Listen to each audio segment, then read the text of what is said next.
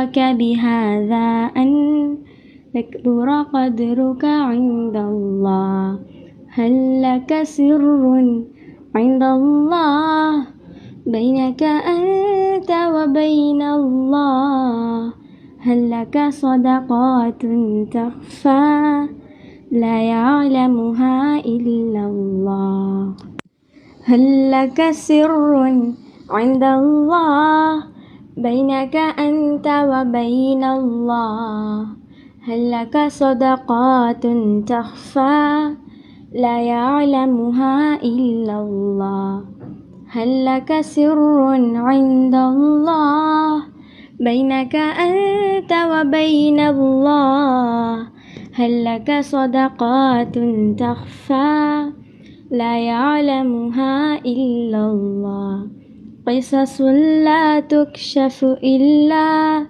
بكتابك حين ترى الله ما أحراك بهذا أن يكبر قدرك عند الله قصص لا تكشف إلا بكتابك حين ترى الله ما أحراك بهذا أن يكبر قدرك عند الله هل لك سر عند الله بينك أنت وبين الله هل لك صدقات تخفى لا يعلمها إلا الله قصص لا تكشف إلا بكتابك حين ترى الله ما أحراك بهذا أن يكبر قدرك عند الله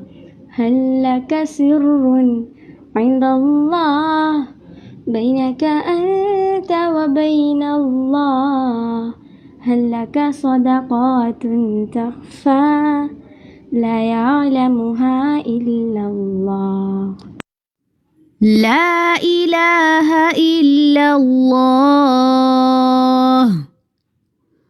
وحده لا شريك له له الملك وله الحمد وهو على كل شيء قدير لا إله إلا الله وحده لا شريك له له الملك وله الحمد وهو على كل شيء قدير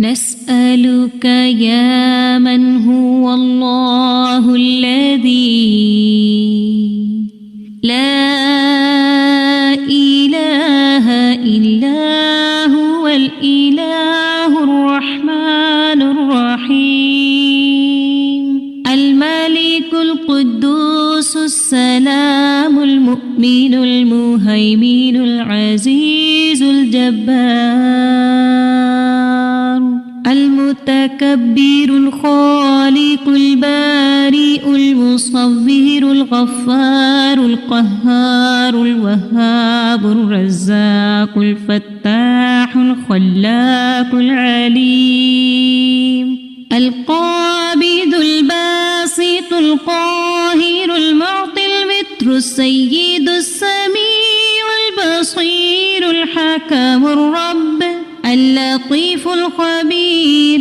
الحليم العظيم الغفور الشكور القريب الكبير الحفيظ المقيت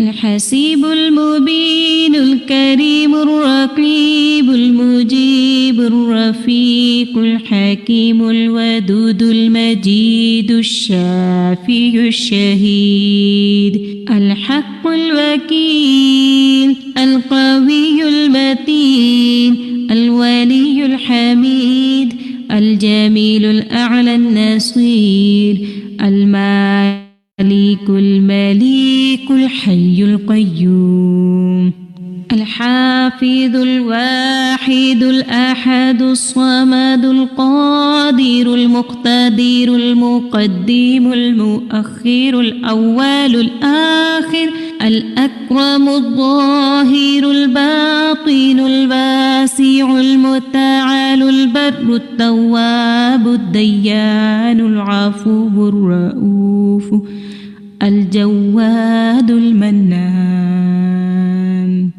الطيب الغني الحفي العلي الستير القدير المولى المحسن الوارث المحيط الصبوح الذي ليس كمثله شيء وهو السميع البصير. أعوذ بالله من الشيطان الرجيم. بسم الله الرحمن الرحيم. الحمد لله رب العالمين الرحمن الرحيم مالك يوم الدين إياك نعبد وإياك نستعين اهدنا الصراط المستقيم صراط الذين أنعمت عليهم غير المغضوب عليهم ولا الضالين.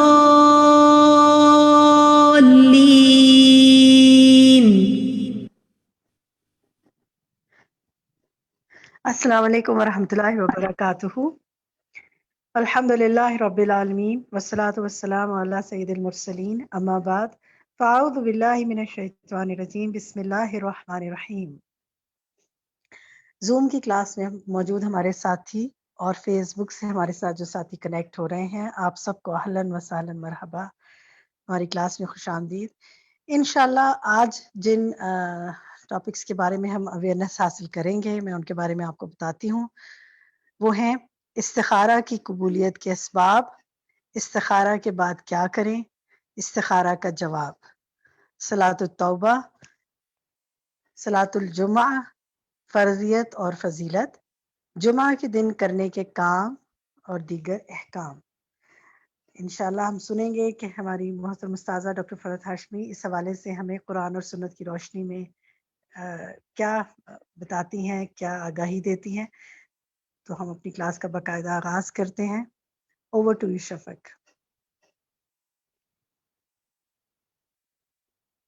نحمده ونصلي على رسوله الكريم اما بعد فاعوذ بالله من الشيطان الرجيم بسم الله الرحمن الرحيم رب اشرح لي صدري ويسر لي امري واحلل عقدة من لساني يفقهوا قولي.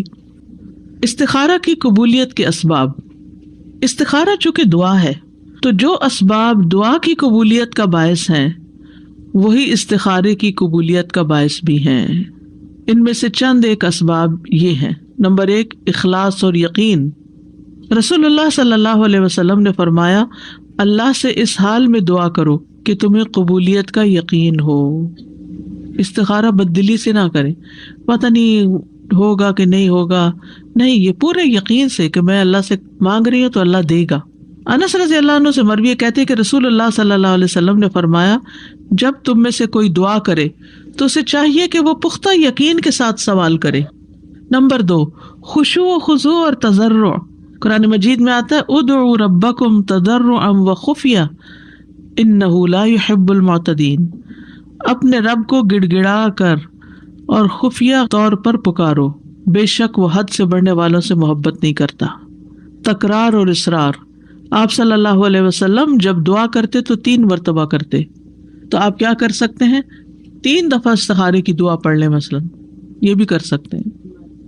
یا اس بات کو جو آپ چاہ رہے ہیں کہ آپ کی قبول ہو یا آپ کو مل جائے، اس حصے کو 3 دفعہ کر لیں. استخارہ کرنے کے بعد کیا کیا جائے؟ اب استخارہ تو ہو گیا، اب کیا کریں؟ اللہ پہ یقین اور بھروسہ رکھیں. فَإِذَا عَزَمْتَ فَتَوَكَّلْ عَلَى اللَّهِ. ان اللہ یحب المتوکلین. پھر جب آپ کسی کام کا پختہ ارادہ کر لیں تو اللہ پر بھروسہ کیجیے، بلا شبہ اللہ بھروسہ کرنے والوں کو پسند فرماتا ہے. استخارے کا جواب کیسے پتہ چلے گا؟ بہت اہم سوال. کیسے پتہ چلے گا کہ ہم جو کرنے جا رہے ہیں وہ ٹھیک ہے؟ جب مسلمان نماز استخارہ پڑھ لے اور جس کام کو کرنے کی نیت رکھتا ہو اس کی طرف پیش قدمی پھر جاری رکھے. اگر وہ کام اس کے لیے بہتر ہوا تو اللہ اس میں اس کے لیے آسانی کر دے گا، لیکن اگر اس کام میں اس کے لیے شر ہو تو اللہ اسے اس سے پھیر دے گا اور وہ کام اس سے دور کر دے گا. تیسری چیز، کام میں آسانی آنا. یہ استخارے کا فائدہ ہے، اس کام کی بہتری کی علامت. تقدیر اور دعا کی قبولیت کے بعد معاملے میں آسانی اللہ عز و جل کی جانب سے ہے، اور یہ عمل میں قائم رہنے کے متعلق بہتری کی علامت ہے. یہ عمل میں استقامت کے اعتبار سے بہتری کی علامت ہے.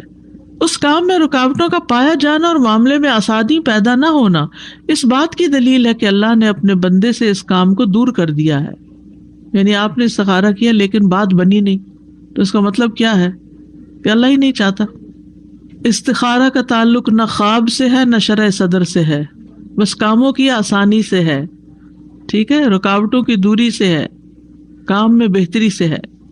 اکثر یہ بعض لوگ یہ اعتقاد رکھتے ہیں کہ استخارہ کرنے والا جب کسی چیز کے بارے میں اپنے رب سے استخارہ کرتا ہے تو اسے چاہیے کہ وہ انتظار کرے یہاں تک کہ وہ نیند میں کوئی خواب دیکھ لے، یا جو خواب دکھائی دیا اس کی بنا پر کام کرنے یا نہ کرنے کا فیصلہ کرے. یہ محض من گڑت بات ہے جس کی دین میں کوئی اصل نہیں. شرعی احکام کی بنیاد خوابوں پر نہیں رکھی جاتی. جب بھی آپ کسی کام کے لیے اللہ سے استخارہ کریں تو اس پر توکل کرتے ہوئے اسے جاری رکھیں، اور آپ جو ارادہ رکھتے ہیں اس کی طرف پیش قدمی کریں. نہ تو آپ کسی خواب کا انتظار کریں نہ شرح صدر کا انتظار کریں کہ دل نہیں مان رہا. تو بھی یہی کیوں ہوتا ہے استخارہ؟ کیونکہ شرح صدر کا کوئی ضابطہ نہیں ہے. کبھی ایسا بھی ہوتا ہے کہ استخارے سے پہلے ہی نفس کی خواہش کے لیے دل کھل جاتا ہے، اور شرح صدر بھی ہوتا ہے ہمارا پہلے سے ہی ہوتا ہے. تو وہ ضروری نہیں کہ استخارے کے بعد. ہاں یہ ہوتا ہے کہ استخارے کے بعد آپ کے دل میں ایک خوشی سی، اور پھر کاموں میں آسانی اور آگے فیسیلیٹیٹ ہونا ان کا وہ آسان ہو جاتا ہے.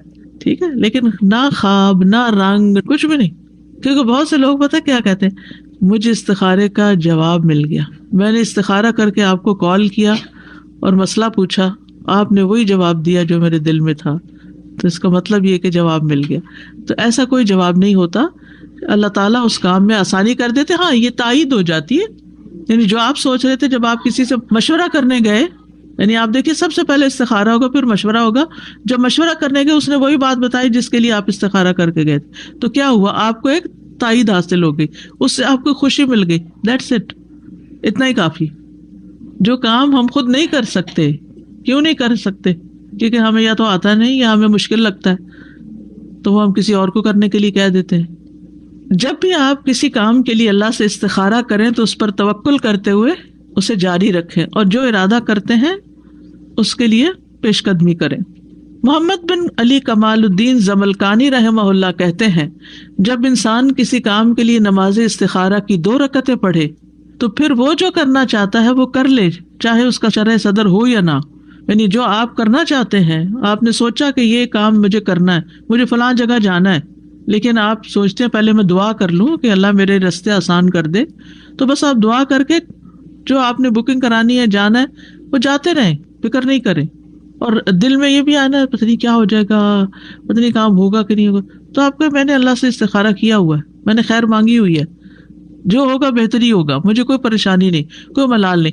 اصل میں یہ استخارہ بھی ہمیں ایک کمفرٹ زون میں لانے کا طریقہ ہے، یا ایک اطمینان دلانے کا، یا توکل کرنے کا، بہتر توکل کرنے کا، کہ ہم نے معاملات اللہ کے سپرد کر دیے، اللہ سے دعا کر کے اللہ کے حوالے کر دیے، کاموں میں رکاوٹ نہیں آتی. ورنہ آپ دیکھیے کسی چیز کو ڈیسائیڈ نہ کر پانا یہ ایک بہت بڑا ذہنی ٹارچر ہوتا ہے. یعنی کہ ڈیسیژنس کا نہ ہونا یا ڈیلے ہونا یہ کاموں میں رکاوٹ ڈالتا ہے، اور پھر تاخیر ہوتی جاتی ہے، اور بعض اوقات تو کام ہونے سے ہی رہ جاتا ہے. ہیسٹی بھی نہیں ہونا چاہیے اور ٹو مچ سوچو بچار بھی نہیں کرنی چاہیے. دعا مانگ کے اللہ پہ بھروسہ کر لینا چاہیے. علماء کہتے ہیں کہ حدیث میں شرح صدر کا کوئی ذکر نہیں ہے کہ پھر اگر شرح صدر ہو تو کام کرے. نہیں، جب آپ نے اللہ کے حوالے کر دیا معاملہ تو پھر اب شرح صدر کا کیا انتظار ہے؟ حافظ ابن حجر کہتے ہیں قابل بھروسہ بات یہ ہے کہ استخارہ سے پہلے جس کام کے لیے اس کا شرح صدر ہو چکا ہو اور اس میں اس کی طاقت اور خواہش کا دخل ہو تو وہ اس کام کو نہ کرے، یعنی خواہش کے غلبے کی وجہ سے اس کام سے رک جائے. ٹھیک ہے، لیکن اس میں بھی آپ دیکھیے کہ نفس کی طرف مائل نہیں ہونا چاہیے. آپ کے پاس پراپر پوری ایک لاجک ہونی چاہیے کہ کسی بھی کام کو آپ کرنے کیوں جا رہے ہیں، محض جذباتیت کی بنا پر نہیں.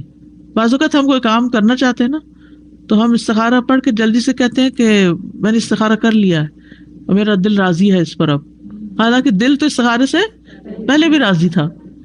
ٹھیک ہے، اگر آپ کا دل راضی ہے تو اچھی بات ہے، آپ دعا کریں اور پھر کر لیں. یعنی جذباتیت میں فیصلے نہ کریں، یہ کہنے کا مقصد ہے ان کا. نہیں، اگر وہ بالکل ہی ٹھپ ہو گیا تو سمجھے کہ روک دیا گیا، لیکن اگر وہ چل رہا ہے تو کسی بھی کام میں رکاوٹیں آتی ہیں، کوئی بھی رائڈ سموتھ نہیں ہوتی، اونچ نیچ اس میں ہوتی رہتی ہے، لیکن اینڈ اچھا تو سب اچھا. استخارہ کرنے والے کو چاہیے کہ وہ اپنے نفس کو خواہشات سے خالی کرے، اپنی خواہشات کی اور جس کی طرف اس کا نفس مائل ہو اس کی پیروی نہ کرے، بلکہ ان سب چیزوں کو اتار پھینکے پھر استخارہ کرے اور اللہ سبحانہ وتعالیٰ پر توکل کرے، یعنی دل خالی کر کے پھر استخارہ کرے. قرطبی مالکی کہتے ہیں، علماء کہتے ہیں کہ اس کو چاہیے کہ اپنے دل کو ہر طرح کے خیالات سے خالی کرے، یہاں تک کہ وہ کاموں میں سے کسی ایک کام کی طرف بھی مائل نہ ہو. مائل سے مراد یہ کہ ایک بس خواہش ہو یہی کرنا چاہتا ہوں میں، لیکن یہ ڈیسیژن تو آپ لیں گے نا کہ یہ کرنا ہے تو تبھی استخارہ کریں گے نا. ڈیسیژن لینا ایک اور بات ہے، لیکن ایک خواہش کے غلبے کے تحت کرنا اور بات ہے. جیسے بچے جو ہیں وہ جذباتیت میں شادی کرنا چاہتے ہیں، شادی جو ہے وہ محض جذبات کی بنیاد پر کبھی بھی نہیں ہونی چاہیے جب تک اس کے ساتھ اور کچھ چیزیں شامل نہ ہوں، کیونکہ جذبات جو ہوتے ہیں نا وہ ابال کی طرح ہوتے ہیں، ابال ٹھنڈا ہوتا ہے تو ہر چیز بیٹھ جاتی ہے، پھر زندگی کے حقائق نظر آنے لگتے ہیں تو اس میں پھر گڑبڑ ہو جاتی ہے. تو جب آپ اللہ سے مشورہ کرنے لگے نا اور اللہ سے دعا تو کہ یا اللہ انا لا اعلم، میں نہیں جانتا، انک انت علام الغیوب، تجھے سب پتا ہے، میں نے معاملہ تیرے سپرد کر دیا. ٹھیک ہے، کبھی مسلمان اپنے رب سے کسی کام کے بارے میں استخارہ کرتا ہے، پھر اسے پتا چلتا ہے کہ معاملات اچھی طرح سے ظاہر نہیں ہوئے اور اس کام کی کوئی واضح صورت نہیں آئی جس کا اس نے عزم کیا، اس میں بھلائی کا پہلو واضح نہیں ہوا، اسے دوبارہ استخارہ کرنے کی ضرورت ہوتی ہے. کیا ایسا کرنا جائز ہے؟ اگر آپ کہیں کہ جب کام کے کرنے یا چھوڑنے میں درست صورت واضح نہ ہو اور وہ جس کام کو کرنا چاہتا ہے اس کے لیے شرع صدر نہ ہو تو کیا ایک کام میں بار بار استخارہ کرنا درست ہے؟ تو وہ کہتے ہیں بدر الدین عینی، میں کہتا ہوں کیوں نہیں، اس کام کے لیے بار بار نماز پڑھنا، دعا مانگنا مستحب ہے. یعنی اگر رکاوٹیں آ رہی ہیں دوبارہ دعا مانگ لیں. سوال، کیا کسی دوسرے کی طرف سے استخارہ کیا جا سکتا ہے؟ ایک آدمی دوسرے کی طرف سے استخارے کی نماز نہیں پڑھ سکتا. ابن عثیمین کہتے ہیں استخارہ کرنا صرف اس شخص کے لیے جائز ہے جو کام کا ارادہ کرے، کسی دوسرے کی طرف سے استخارہ کرنا درست نہیں، اگرچہ کوئی کسی کو اپنا وکیل بنا بھی دے اور کہے میرے لیے اللہ سے استخارہ کرو، کیونکہ رسول اللہ صلی اللہ علیہ وسلم نے فرمایا جب تم میں سے کوئی آدمی کسی کام کا ارادہ کرے تو 2 رکعت ادا کرے پھر یہ دعا پڑھے. جیسا کہ 2 آدمی مسجد میں داخل ہوں تو ان میں سے ایک دوسرے سے کہے میں بیٹھتا ہوں اور تم میری طرف سے 2 رکعتیں تحیۃ المسجد پڑھ دو، تو ایسا کرنا درست نہیں. استخارے کی نماز کا تعلق استخارہ کرنے والے کے نفس کے ساتھ ہے جو کام کرنے کا ارادہ رکھتا ہے. استخارے کے لیے کاہن اور نجومی کے پاس نہ جایا جائے. نبی صلی اللہ علیہ وسلم سے مروی ہے، آپ نے فرمایا جو شخص کسی کاہن یا نجومی کے پاس جائے اور اس کی باتوں کی تصدیق کرے تو گویا اس نے محمد صلی اللہ علیہ وسلم پر نازل ہونے والی شریعت سے کفر کیا. ٹھیک ہے، اسی طرح بعض کاہن اور نجومی تو نہیں ہوتے، لیکن کوئی بزرگ لوگ ہوتے ہیں جن سے لوگ جا کے استخارہ کراتے ہیں، پھر وہ اپنے پاس سے چند باتیں بتاتے ہیں اور پھر کروانے والے اس کی تصدیق کرنا شروع کر دیتے ہیں. تو یہ بھی طریقے ٹھیک نہیں. ہر مسلمان پر نماز فرض ہے نا، ہے یا نہیں؟ عورت ہو، مرد ہو، بوڑھا ہو، جوان ہو، سب پر فرض ہے. تو کیا اپنی نماز کسی کو کرائے پہ پڑھوا سکتے ہیں؟ نہیں. تو جب نماز باقی نہیں پڑھوا سکتے تو استخارے کی کیسے کسی سے نماز پڑھوا سکتے ہیں؟ ٹھیک ہے.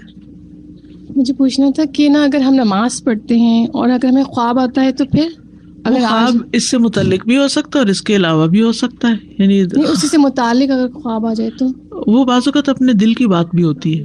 خواب 3 طرح کے ہوتے ہیں. ایک خواب وہ ہوتا ہے جو آپ کے ذہن پہ خیال حاوی ہو جاتا ہے نا، تو وہ آپ خواب میں دیکھنے لگتے ہیں. مثلاً ٹیسٹ کا خیال حاوی ہو گیا.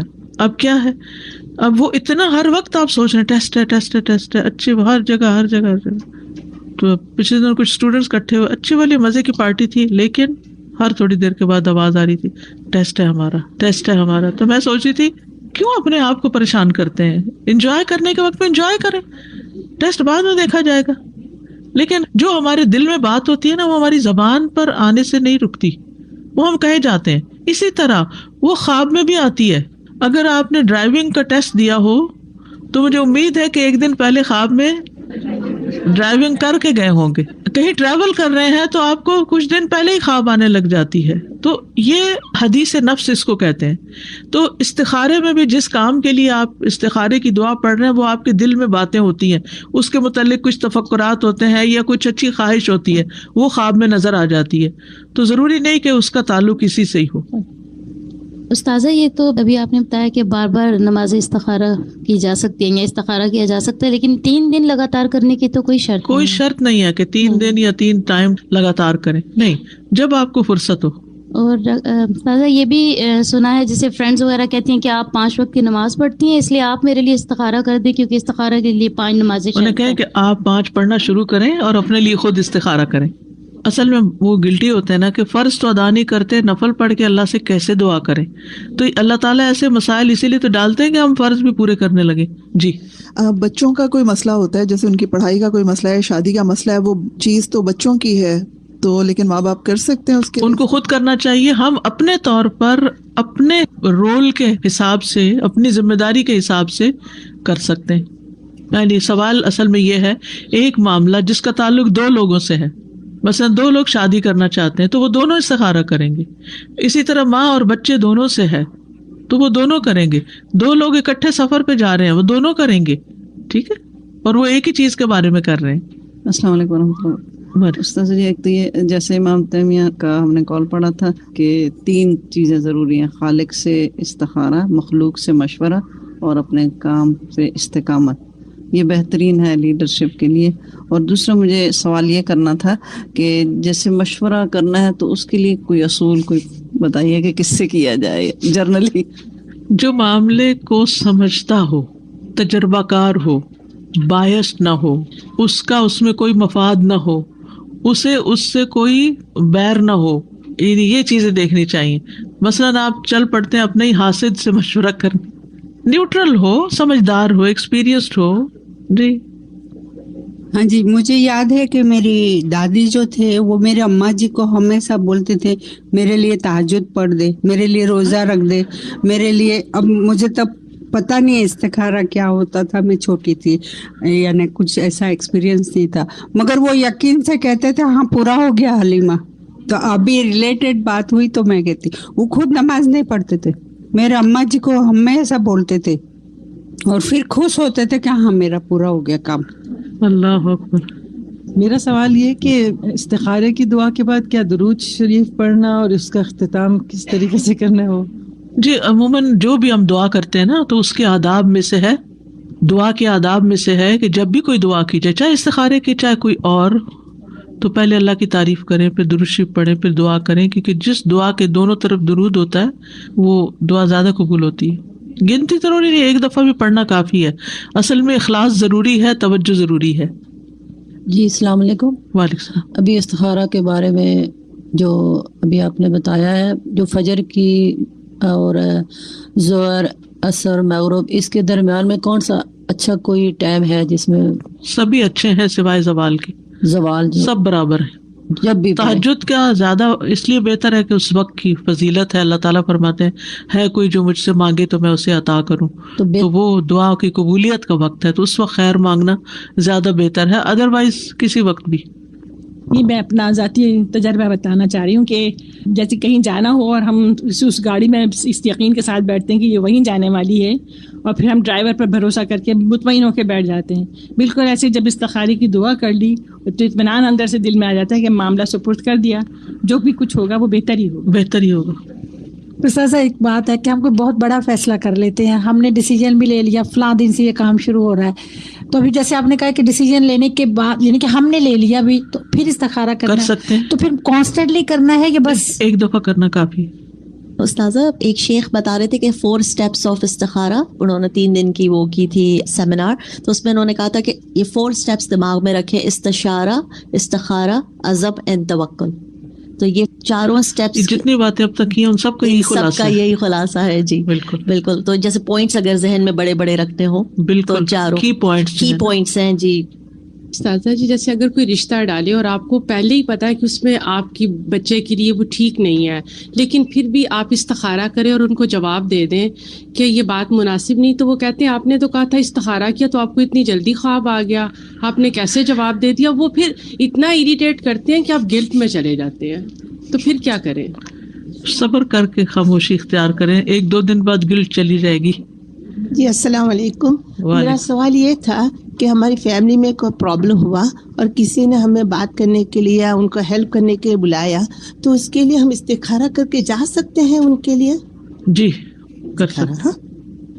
السلام علیکم ورحمۃ اللہ وبرکاتہ. میں سوچ رہی تھی کہ اگر بھوک مجھے لگی ہے اور میں کسی کو کہوں کھانا کھا لو میرے لیے، پیاس لگی ہو مجھے اور میں آپ پانی پی لو، تو میرا مسئلہ تو حل نہیں ہوگا. بالکل. استاذہ جیسے کافی وہ آزمائش میں ہم بھی ہو جاتے ہیں، بتانے والے بھی، کہ کسی کی اگر خدا نخواستہ بچوں کی آپس میں نبھا نہیں ہوا تو پھر آ کے وہ یہی مدرس کہتی ہیں کہ ہم نے تو استخارہ بھی کیا تھا، بچی نے بھی استخارہ کیا تھا. تو استاذہ اس وقت پھر بڑا ایک عجیب سا ہمارے لیے بھی ہو جاتا ہے کہ ہم کیا جواب دیں. تو میں چاہ رہی تھی کہ تھوڑے سے آپ سے گائیڈنس مل جائے. میں نے شروع میں اس کا جواب دیا تھا جی کہ اللہ تعالیٰ بندے کو جو امتحان میں ڈالتا ہے وہ بھی اس کے لیے خیر ہوتی ہے. یعنی ہو سکتا ہے کہ وہ کسی اور جگہ کرتے تو اس سے بڑی مشکل آتی، تو اللہ نے بڑی مشکل سے بچایا اور ادھر ہی روک لیا. اور کوئی بھی امتحان سبق سکھانے کے لیے، میچور کرنے کے لیے آتا ہے. میں اسی طرح کی جواب دیتی تھی کہ اس صورتحال میں سب سے بہتر یہی تھا آپ کے لیے کہ یہاں پہ ہو گیا. الحمدللہ. میرے دماغ میں ایک چیز آ رہی تھی کہ جیسے رشتے ہوتے ہیں، رائٹ، شادی کے فیصلے ہوتے ہیں، تو بعض اوقات لڑکیاں ابھی اتنی چھوٹی ہوتی ہیں کہ وہ جیسے فیصلہ کرتے ہوئے نا تو وہ مدر سے بھی نہیں کہنا چاہ رہی، اگر وہ کسی اور سے رشتے داروں میں سے کسی سے کہیں تو وہ بھی استخارہ کرے لڑکی، اور کیا میں بھی اس کے ساتھ کر سکتی ہوں اس کے لیے؟ اتنی چھوٹی لڑکی کی شادی کی ضرورت کیا ہے جو استخارہ نہیں کر سکتی؟ نہیں استاذہ جیسے بالغ تو ہیں، لیکن یہ کہ بعض لڑکیوں میں قوت فیصلہ اتنا نہیں ہوتا ہے نا، تو وہ کنفیوز ہوتی ہیں. دیکھیے استخارہ قوت فیصلہ کے لیے نہیں ہے، استخارہ تو مدد مانگنے کے لیے. سمجھ آئی؟ استخارہ ڈیسیژن کرنے کے لیے نہیں ہوتا. ڈیسیژن آپ کا ہے، اس ڈیسیژن میں خیر ہے تو اللہ اس کو مکمل کرا دے، نہیں ہے تو کہیں اور توجہ کرا دے. ٹھیک ہے نا؟ دیکھیے شادی کا فیصلہ تو ماں باپ ہی کریں گے، لیکن ماں باپ بھی استخارہ کرے اور بچی بھی استخارہ کرے.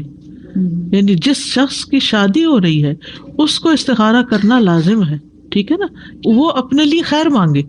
بالغ ہے، نماز پڑھ رہی ہے تو اپنے لیے دعا اور بھی تو کرتی ہوگی، تو اس معاملے کے لیے بھی دعا کرے. صرف سمپل از دیٹ. میں یہ کہتی تھی جیسے روز آنا میں تہجد کے بعد جیسے تہجد پڑھنے کے 2 رکعت پڑھ کے استخارے کی دعا کر لیتی ہوں. کس چیز کے لیے؟ بس میرا جو بھی عمل ہو اللہ تیری رضا سے ہو، بس جو بھی میرا قدم میں کچھ بھی کام. یہ استخارہ نہیں ہوتا. یہ تو تہجد کے بعد کچھ اور پڑھنے کی کیا ضرورت ہے؟ دعا کریں. تہجد سے پہلے یا تہجد کسی بھی وقت ویسے استخارے کی دعا. دیکھیے شروع میں کیا بات ہوئی تھی، استخارہ کب کرتے ہیں؟ کوئی چیز سے مشورہ، جب کوئی معاملہ پیش آتا ہے، یہ کام کروں یا نہ کروں، جب کوئی معاملہ پیش آتا ہے. یہ بھی نہیں ہے بیسیکلی کروں کہ نہ. دیکھیے اس چیز نے بڑی غلط فہمی ڈالی ہوئی ہے. جو آپ نے سوچا کہ یہ 2 میں سے میں یہ کرنا چاہتا ہوں، اب اللہ تعالیٰ سے کہیں کہ یا اللہ اگر یہ بہتر ہے تو ہو جائے، ٹھیک ہے، اور اگر نہیں تو مجھے کسی اور بہتری کی طرف موڑ دے. بس ایک چیز اگر آپ یاد رکھیں نا تو ساری کنفیوژن دور ہو جائے گی، اور وہ ہے استخارے کا مطلب ہے خیر مانگنا، خیر کی دعا کرنا کہ اللہ اس معاملے میں مجھے خیر عطا کر، اور اگر یہ خیر نہیں تو مجھے جہاں خیر ہے وہاں لے جا.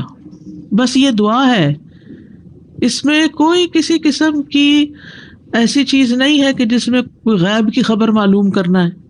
استخارہ غیب کی خبر معلوم کرنے کا نام نہیں ہے. ہم سمجھتے کہ استخارے کے بعد ہمیں کوئی غیبی طریقے سے بات پتہ چل جائے گی کہ یہ کام کروں کہ نہ کروں. یہ نہیں ہے. پہلے ہی آپ سوچیں گے کہ میں نے یہ کرنا ہے، یہ رشتہ آیا ہے میں کرنا چاہتی ہوں، اور اگر آپ کرنا ہی نہیں چاہتے تو آپ ویسے ہی دیکھیے بچیاں جب جوان ہوتی کتنے پروپوزل آ جاتے ہیں، تو کیا آپ ہر پروپوزل پہ استخارہ شروع کر دیتے؟ کچھ کو تو آپ پہلے کہتے نہیں ان سے کرنا ہی نہیں، تو جس پہ آپ کہتے ہیں کہ ہاں یہاں کرنا ہے وہاں آپ استخارہ کر لیں، یہ بات ہے بس. السلام علیکم استاد جی. جیسے صبح نماز کے بعد مطلب میری عادت ہے کہ میں یا نستعین کی ساری دعائیں پڑھتی ہوں، تو آخر میں دعا استخارہ بھی ہے تو بھی میں پڑھ لیتی ہوں.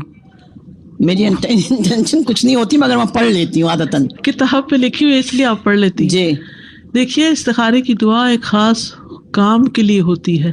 وہ مجھے معلوم ہے کہ کام کے لیے ہوتی، مگر عادت کے طور پہ میں پڑھ لیتی ہوں آخر تک، کیونکہ آخر میں وہی دعا ہے. تو آپ کتاب کا ختم شریف کر وہی نا بالکل. اب فریج میں بہت سے کھانا رکھا ہوا آپ نے تو سارا تھوڑی کھانا. میں بولتی ہوں یہ آخری دعا کیوں چھوڑوں، چلے پڑھ لے. پھر کوئی نیت کر لیا کرے، دن میں کوئی کام آپ کرنے والی ہیں اس کی نیت کر کے پڑھا کرے. جیسے دعائے حاجت ہے اس کا یہی حاجت ہے اصل میں. اچھا یہی ہے، تو اس کی دعا تو الگ سے لکھی ہوئی ہے کہ وہ ضعیف روایت ہے. یہ اصل ہے. حاجت ہو تو یہی دعا پڑھے، تو وہ تہجد میں پڑھ سکتے ہیں. جی جب مرضی پڑھے. السلام علیکم. وعلیکم السلام. میرا یہ سوال ہے کہ اگر ہم کسی چیز کے لیے استخارہ کرتے ہیں اور ہمارا دل اس پہ جم رہا ہے، ٹھیک ہے، لیکن اسی سلسلے میں کوئی خواب نظر آ جاتا ہے، اس میں ہمیں خواب میں وہ چیز بہتری نظر نہیں آ رہی، تو کیا ہمیں وہ کام کرنا چاہیے یا نہیں؟ اگر آپ کا دل چاہتا کر لے، نہیں چاہتا نہیں کرے، کیونکہ ڈیسیژن تو آپ نے خود ہی کرنا ہے نا. ڈیسیژن تو لے لیا کہ دیکھیے میں نے پیچھے کیا بتایا ہے کہ فیصلے خوابوں کی بنیاد پر نہیں ہوتے، کیونکہ اس میں ایک تو اپنے دل کی بات ہوتی ہے، دوسرے شیطان کھیلتا ہے ہمارے ساتھ. بعض اوقات ایک چیز ہمارے حق میں بڑی اچھی ہوتی ہے اور شیطان اس کو برا کر کے دکھا دیتا ہے تاکہ اس کو خیر نہ ملے، کیونکہ وہ ہمارا دشمن ہوتا ہے. ٹھیک ہے، مثلاً کہیں شادی کرنے کے لیے استخارہ کیا، خواب آ گئی، خواب بہت اچھی تھی، شادی کر لی، شادی کچھ بہت خوشگوار نہ ہوئی، تو پھر کیا ہم کہتے ہیں ہم نے تو خواب بھی دیکھا تھا. خواب تو سبھی دیکھتے، سوتے جاگتے بہت سے خواب دیکھتا رہتا ہے انسان. تو اور بڑے سرسبز باغ دیکھے تھے تو شادی کر لی. دو چیزیں دیکھ کے سمجھے کہ خوشحال زندگی ہوگی. تو اس کے اوپر بنیاد نہیں رکھ سکتے خواب پر. ٹھیک ہے، خواب پر بنیاد مت رکھیں، آپ حقائق پر جیتے جاگتے نفع نقصان سامنے دیکھتے ہوئے فیصلہ کریں. ٹھیک ہے، خواب تو خواب ہے، ہمیں کیا پتا کہ وہ شیطان کھیلا ہے ہم سے یا ہمارے دل ہی کی بات تھی یا واقعی ہمیں کوئی اور اشارہ ہو رہا ہے. تو آپ حقیقی زندگی کو سامنے رکھ کے دیکھیں کہ مجھے اس کام کے کرنے میں کیا فائدہ ہوگا یا یہ میرے لیے سوٹیبل ہے یا نہیں. اگر آپ کا دل کہتا ہے کہ سوٹیبل لگتا ہے تو استخارہ کر لیں اور کر جائیں، رسک لے لیں. مجھے ابھی تک یہ سمجھ آیا کہ استخارہ کا مطلب ہے اللہ تعالیٰ سے خیر مانگنا، بس یہی مطلب ہے اس کا. اور ایک اور جو چیز میرے ذہن میں آ رہی ہے کہ ہم جب مطلب نفلی عبادت کرتے ہیں تو اس کو تو ہمیں سب سے ہائٹ کرنا چاہیے، اور جو فرض ہیں وہ ہم سب کے سامنے ادا کرنے چاہیے. جیسے بعض اوقات ہوتے ہیں ہم کہتے ہیں ہم نے نماز تہجد پڑھی، ہم نے یہ اذکار کیے، سب کو بتا بھی رہے ہوتے ہیں. مجھے لگتا ہے نماز استخارہ جب ہم پڑھتے ہیں تو اس کو اتنا زیادہ نشر نہیں کرنا چاہیے، جو میری ابھی تک مجھے سمجھ آئی ہے کہ ہر ایک کو بتانے نہیں میں نے تو یہ استخارہ کر لیا، مجھے یہ بھی نظر آ گیا، یہ بھی نظر آ گیا. اور خواب تو ویسے ہی کسی کے سامنے نہیں بیان کرنے چاہیے. ایگزیکٹلی، یہ بہت بڑی غلطی ہے. جی، اچھا خواب ہو تو بھی سب کو نہیں بتانا چاہیے اور برا خواب ہو تو بھی نہیں بتانا چاہیے. جی، حضرت یعقوب نے بھائیوں کے سامنے بھی خواب کا ذکر کرنے سے منع کر دیا تھا، حالانکہ کتنا بڑا خواب تھا وہ. آپ دیکھیں کہ یوسف علیہ السلام نے جو خواب دیکھا تھا اس کی تعبیر تو ملی، لیکن وہ پروسیس تو سارا ہی پورا ہوا نا. اور اگر ہر تھوڑے دن بعد وہ یہ کہ میں نے تو خواب دیکھا تھا کہ میرے سامنے وہ سب سجدہ کر رہے ہیں اور یہ میں کہاں پہنچ گیا ہوں، میں نے تو خواب دیکھا تھا اور میرے ساتھ یہ کیا ہو گیا. وہی صبر کرے، ایک وقت آئے گا، اگر خواب سچا ہے تو پورا ہو جائے گا. ہم صبر نہیں کرتے. انہ من یتق ویصبر فان اللہ لا یضیع اجر المحسنین. اور استاد ایک اور بات کہ استخارہ جب ہم نے کر لیا تو ٹھیک ہے آپ اپنے سے قریبی لوگوں سے آپ کر لیں، شیئر کر لیں، ہسبینڈ سے کر لیں، اس طرح کر لیں، لیکن ہر جگہ یہ نشر کرنا میں نے استخارہ کیا ہے اب یہ میں ہوگا یا نہیں ہوگا، اس طرح حاسد بھی ہوتے ہیں استاد، تو وہ بھی ہو سکتا ہے. چھپائیں اس بات کو، آپ کے اور اللہ کے درمیان ہے یہ بات. بالکل صحیح. مجھے یہ ابھی تک یہ سمجھ آئی ہے کہ ہائٹ کریں، نفلی عبادت، آپ نے دعا مانگی، آپ اپنے اور اللہ تعالیٰ کے درمیان رکھیں، سب کو نشر نہ کرتے پھریں. کیونکہ اگر جیسے ابھی یہ سسٹر بات کر رہی تھی شادی کے بعد مطلب ان کا نہیں نباہ ہو سکا، استخارہ بھی کیا، اس طرح دوسروں پہ بھی بیڈ امپریشن ہوتا ہے کہ دیکھیں جن کو استخارے پہ شک کرنے لگتے ہیں. جی ایگزیکٹلی، جی جن کو زیادہ سمجھ نہیں ہوتی ہے. بالکل بالکل. تو مجھے ابھی تک تو یہ خلاصہ اس. جزاک اللہ خیر. بالکل صحیح. نماز توبہ. ہر انسان خطا کار ہے. انس رضی اللہ عنہ سے مروی ہے کہ نبی صلی اللہ علیہ وسلم نے فرمایا ہر ابن آدم خطا کار ہے اور بہترین خطا کار وہ ہیں جو بہت توبہ کرنے والے ہیں. اللہ سبحانہ تعالیٰ بہت توبہ قبول کرنے والا ہے. ان اللہ یغفر الذنوب جميعا انہ هو الغفور الرحیم. سورۃ شورى میں آتا ہے وَهُوَ الَّذِي يَقْبَلُ التَّوْبَةَ عَنْ عِبَادِهِ وَيَعْفُو عَنِ السَّيِّئَاتِ. وہی تو ہے جو اپنے بندوں کی توبہ قبول کرتا ہے اور ان کی برائیوں کو معاف کرتا ہے. گناہوں کی کثرت کے باوجود توبہ قبول کرنے والا ہے. انس بن مالک رضی اللہ عنہ سے مروی ہے، کہتے ہیں کہ میں نے رسول اللہ صلی اللہ علیہ وسلم کو فرماتے ہوئے سنا، اللہ تبارک و تعالی فرماتا ہے اے ابن آدم، بے شک تو جب تک مجھے پکارے گا اور مجھ سے پر امید رہے گا، جو بھی گناہ تجھ سے ہوں گے میں تجھے بخشتا رہوں گا اور میں کوئی پرواہ نہیں کروں گا. اے ابن آدم، اگر تیرے گناہ آسمان کی بلندیوں تک پہنچ جائیں پھر تو مجھ سے بخشش طلب کرے تو میں پرواہ کیے بغیر تجھے بخش دوں گا اور میں کوئی پرواہ نہیں کروں گا. اے ابن آدم، اگر تو زمین کے برابر گناہ لے کر میرے پاس آئے اور اس حال میں مجھ سے ملے کہ میرے ساتھ کسی کو شریک نہ کیا ہو تو میں تجھے ان گناہوں کے بقدر بخشش عطا کروں گا. تو اللہ سبحانہ وتعالی سب گناہ معاف فرما سکتا ہے، تو اس لیے انسان کو کبھی بھی مایوس نہیں ہونا چاہیے. اللہ سبحانہ وتعالی دن رات توبہ قبول فرماتا ہے. نبی صلی اللہ علیہ وسلم نے فرمایا بے شک اللہ عز و جل رات کے وقت اپنا ہاتھ پھیلاتا ہے تاکہ دن کا گناہ گار توبہ کر لے، اور دن کو اپنا ہاتھ پھیلاتا ہے تاکہ رات کا گناہ گار توبہ کر لے، یہاں تک کہ سورج اپنے مغرب سے طلوع ہو جائے. جان نکلنے سے پہلے تک توبہ قبول کرنے والا ہے. ابن عمر کہتے ہیں کہ نبی صلی اللہ علیہ وسلم نے فرمایا بے شک اللہ بندے کی توبہ اس وقت تک قبول کرتے ہیں جب تک اس کی روح حلق تک نہ پہنچ جائے. تو اس لیے انسان کو کبھی بھی مایوس نہیں ہونا چاہیے. نماز توبہ کی فضیلت. نبی صلی اللہ علیہ وسلم نے فرمایا جو بندہ بھی کوئی گناہ کر بیٹھے پھر اچھی طرح وضو کر کے کھڑا ہو اور 2 رکعت نماز پڑھے پھر اللہ سے بخشش مانگے تو اللہ اسے بخش دیتا ہے، تاکہ انسان کے دل پر گناہوں کا بوجھ نہ ہو، گلٹ نہ ہو. پھر آپ نے یہ آیت پڑھی والذین اذا فعلوا فاحشۃ او ظلموا انفسهم ذکروا اللہ فاستغفروا لذنوبهم ومن یغفر الذنوب الا اللہ ولم یصروا علی ما فعلوا وهم یعلمون. ایسے لوگوں سے جب کوئی فحش کام ہو جاتا ہے یا وہ اپنے آپ پر ظلم کر بیٹھتے ہیں تو فوراً انہیں اللہ یاد آ جاتا ہے اور وہ اپنے گناہوں کی معافی مانگتے ہیں، اور اللہ کے سوا اور کون ہے جو گناہ معاف کر سکے، اور وہ جانتے بوجھتے اپنے کیے پر اصرار نہیں کرتے. لیکن یہ یاد رکھیے کہ جو نماز انسان پڑھے توبہ کے لیے وہ بہت عمدگی سے پڑھے، اس طرح کہ خشوع و خضوع ہو. جیسے حدیث میں آتا ہے جو آدمی وضو کرے اور اپنا اچھی طرح وضو کرے، پھر 2 یا 4 رکعتیں پڑھے اور ان میں اچھے انداز میں ذکر و اذکار اور خشوع و خضوع کرے، پھر اللہ سے بخشش طلب کرے تو اس کو بخش دیا جائے گا. تو یہ ضروری ہے کہ وضو بھی اچھا ہو اور نماز بھی توجہ سے پڑھی جائے. توبہ کی شرائط.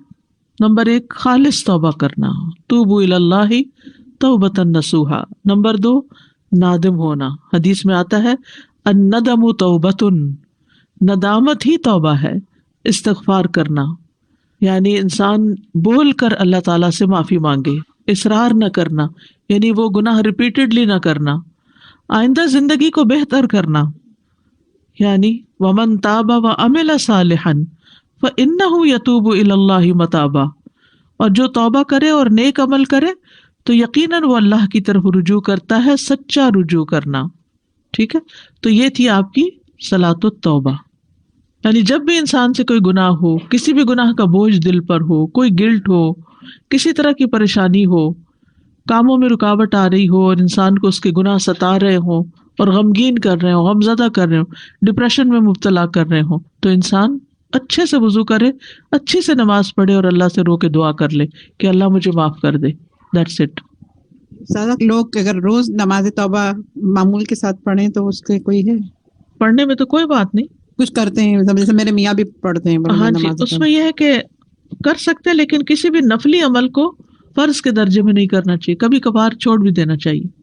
ابھی یہ پوائنٹ دیا کہ دن اور رات کی توبہ قبول کرنا ہے, تو رات کا تو ہے کہ وہ سحری کے وقت وہ نیچے آتے ہیں اور وہ بولتے ہیں, تو دن کا کون سا ایسا ٹائم ہے؟ ویسے تو کوئی وقت بھی دیر نہیں کرنی چاہیے, فوراً ہی توبہ کر لینی چاہیے, لیکن دن کے اوقات میں ظہر کے وقت آسمان کے دروازے کھلتے ہیں. جب ظہر کی اذان ہو جاتی ہے تو یہ وقت بھی جیسے نصف رات کے بعد کا وقت سحری کا خاص ہوتا ہے نا, تو یہ وقت بھی زوال کے بعد کا بڑا خاص وقت ہے جس کو عام طور پر لوگ نہیں جانتے اور اس وقت کو ضائع کر دیتے ہیں. تو اس وقت کی نماز جو 4 سنت ہے وہ کس کے برابر ہے؟ جی ہاں, تو اسی طرح اس وقت کی دعائیں بھی اس وقت پڑھ سکتے ہیں, کسی وقت بھی پڑھ سکتے ہیں. صلاۃ الجمعہ, چونکہ ہمیں سے اکثر لوگ جمعہ پڑھتے ہیں اور پتہ نہیں ہوتا کس طرح پڑھنا ہے, تو ایسی کنفیوژن رہتی ہے, اور اس جمعے کے بارے میں کچھ چیزیں ہم نے خود ساختہ بنائی ہوئی ہیں اور کچھ کرنے کی ہیں جو ہم بھولے ہوئے ہیں, تو ریمائنڈر اچھا ہے. اس کے علاوہ صلاۃ الجنازہ بھی ہے, صلاۃ الاستسقاء بھی ہے, صلاۃ خسوف و کسوف بھی ہے. جمعہ کے دن کی اہمیت اور فضیلت, اللہ سبحانہ وتعالیٰ نے اس دن کی قسم کھائی ہے, والسماء ذات البروج والیوم الموعود وشاہد ومشہود. رسول اللہ صلی اللہ علیہ وسلم نے فرمایا الیوم الموعود سے مراد قیامت کا دن ہے, یعنی جس کا وعدہ کیا گیا نا. الیوم المشہود سے مراد عرفہ کا دن ہے, اور الشاہد جمعہ کا دن ہے. تو یہ حدیث سے ہمیں پتہ چلتا ہے کہ قرآن مجید میں الشاہد جو ہے وہ شاہد و مشہود, تو شاہد کیا ہے؟ جمعہ کا دن. جمعہ افضل دن ہے. حدیث میں آتا ہے کہ اللہ کے نزدیک دنوں میں سب سے افضل دن جمعے کا دن ہے. ایک اور حدیث میں آتا ہے بہترین دن جس میں سورج طلوع ہوتا ہے وہ جمعہ کا دن ہے. اسی دن میں آدم پیدا کیے گئے علیہ السلام, اسی دن ان کو جنت میں داخل کیا گیا اور اسی دن جنت سے نکالا گیا. اور ایک اور حدیث میں پتہ چلتا ہے کہ اسی دن وہ فوت بھی ہوئے تھے. جمعہ مسلمانوں کی عید کا دن ہے, اسپیشل ڈے ایوری ویک. رسول اللہ صلی اللہ علیہ وسلم نے فرمایا بے شک اللہ نے جمعے کو مسلمانوں کے لیے عید کا دن بنایا ہے. جمعے کو عید کا دن بنایا ہے, اسے رجسٹر کریں, کیونکہ بہت سے لوگ جمعے کے دن کو عام دنوں کی طرح ہی گزار دیتے ہیں. ابو ہریرہ سے مروی ہے کہ میں نے رسول اللہ صلی اللہ علیہ وسلم کو یہ فرماتے ہوئے سنا کہ جمعہ کا دن عید کا دن ہوتا ہے, اس لیے عید کے دن روزہ نہ رکھا کرو, الا یہ کہ اس کے ساتھ جمعرات یا ہفتہ کا روزہ بھی رکھو, خالی جمعے کا روزہ نہیں رکھنا چاہیے. ایک اور حدیث سے پتہ چلتا ہے کہ یہ دونوں عیدوں سے بھی زیادہ عظمت والا دن ہے. ہم عید کا تو انتظار کرتے ہیں لیکن جمعے کی پرواہ نہیں کرتے. نبی صلی اللہ علیہ وسلم نے فرمایا بے شک جمعے کا دن تمام دنوں کا سردار ہے, اللہ کے ہاں اس کی عظمت سب سے زیادہ ہے, اور وہ اللہ کے ہاں عید الاضحیٰ اور عید الفطر کے دن سے زیادہ عظمت والا ہے. اس میں 5 خصلتیں ہیں جو اس کی افضلیت کا باعث ہیں. اس دن اللہ نے آدم علیہ السلام کو پیدا کیا, اسی دن ان کو زمین پہ اتارا, اسی دن فوت کیا. اس دن میں ایسی گھڑی ہوتی ہے کہ اس میں بندہ جو کچھ مانگے اللہ اسے وہی کچھ دے دیتا ہے جب تک کسی حرام چیز کا سوال نہ کرے, اور اسی دن قیامت قائم ہوگی. تو یہ دن اسپیشل کیوں ہے کہ انسانیت کا آغاز اس دن سے ہوا تھا. آدم علیہ السلام ہمارے باپ اس دن پیدا ہوئے, اسی دن زمین پر آبادی ہوئی انسانوں کی, اور اسی دن آدم فوت ہوئے, اور اسی دن قیامت آئے گی. ہر مقرب فرشتہ, آسمان, زمین, تمام ہوائیں, پہاڑ اور سمندر جمعہ کے دن سے ڈرتے رہتے ہیں, کیونکہ ان کو یہ ہوتا ہے کہ کہیں قیامت نہ آ جائے. دعا کی قبولیت کا دن ہے. رسول اللہ صلی اللہ علیہ وسلم نے جمعہ کے دن کے ذکر میں ایک دفعہ فرمایا کہ اس میں ایسی گھڑی ہے, اگر ٹھیک اس گھڑی میں بندہ مسلم کھڑا ہو کر نماز پڑھے اور اللہ تعالیٰ سے کوئی چیز مانگے تو اس چیز کو ضرور عطا کرتا ہے, یعنی وہی چیز ایز اٹ از مل جاتی ہے. طہارت کا دن ہے. حدیث میں آتا ہے جس نے جمعہ کے دن غسل کیا وہ اگلے جمعے تک طہارت میں رہے گا. دین کی تکمیل کا دن ہے.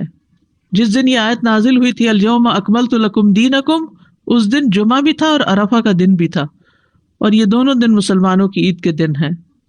امت محمدیہ کے لیے جمعہ کا دن بڑا اہمیت کا حامل ہے. رسول اللہ صلی اللہ علیہ وسلم نے فرمایا جو لوگ ہم سے پہلے تھے اللہ نے انہیں جمعے کی راہ سے ہٹا دیا, اس لیے یہود کے لیے ہفتے کا دن ہو گیا, نصارہ کے لیے اتوار کا.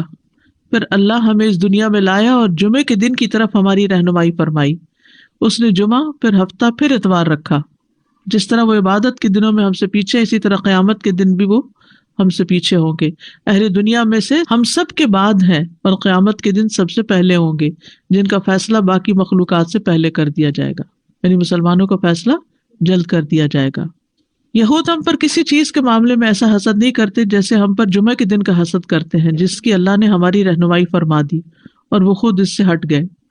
اور قبلے پر حسد کرتے ہیں، جس کی طرف اللہ نے ہماری رہنمائی فرما دی اور وہ اس سے ہٹ گئے.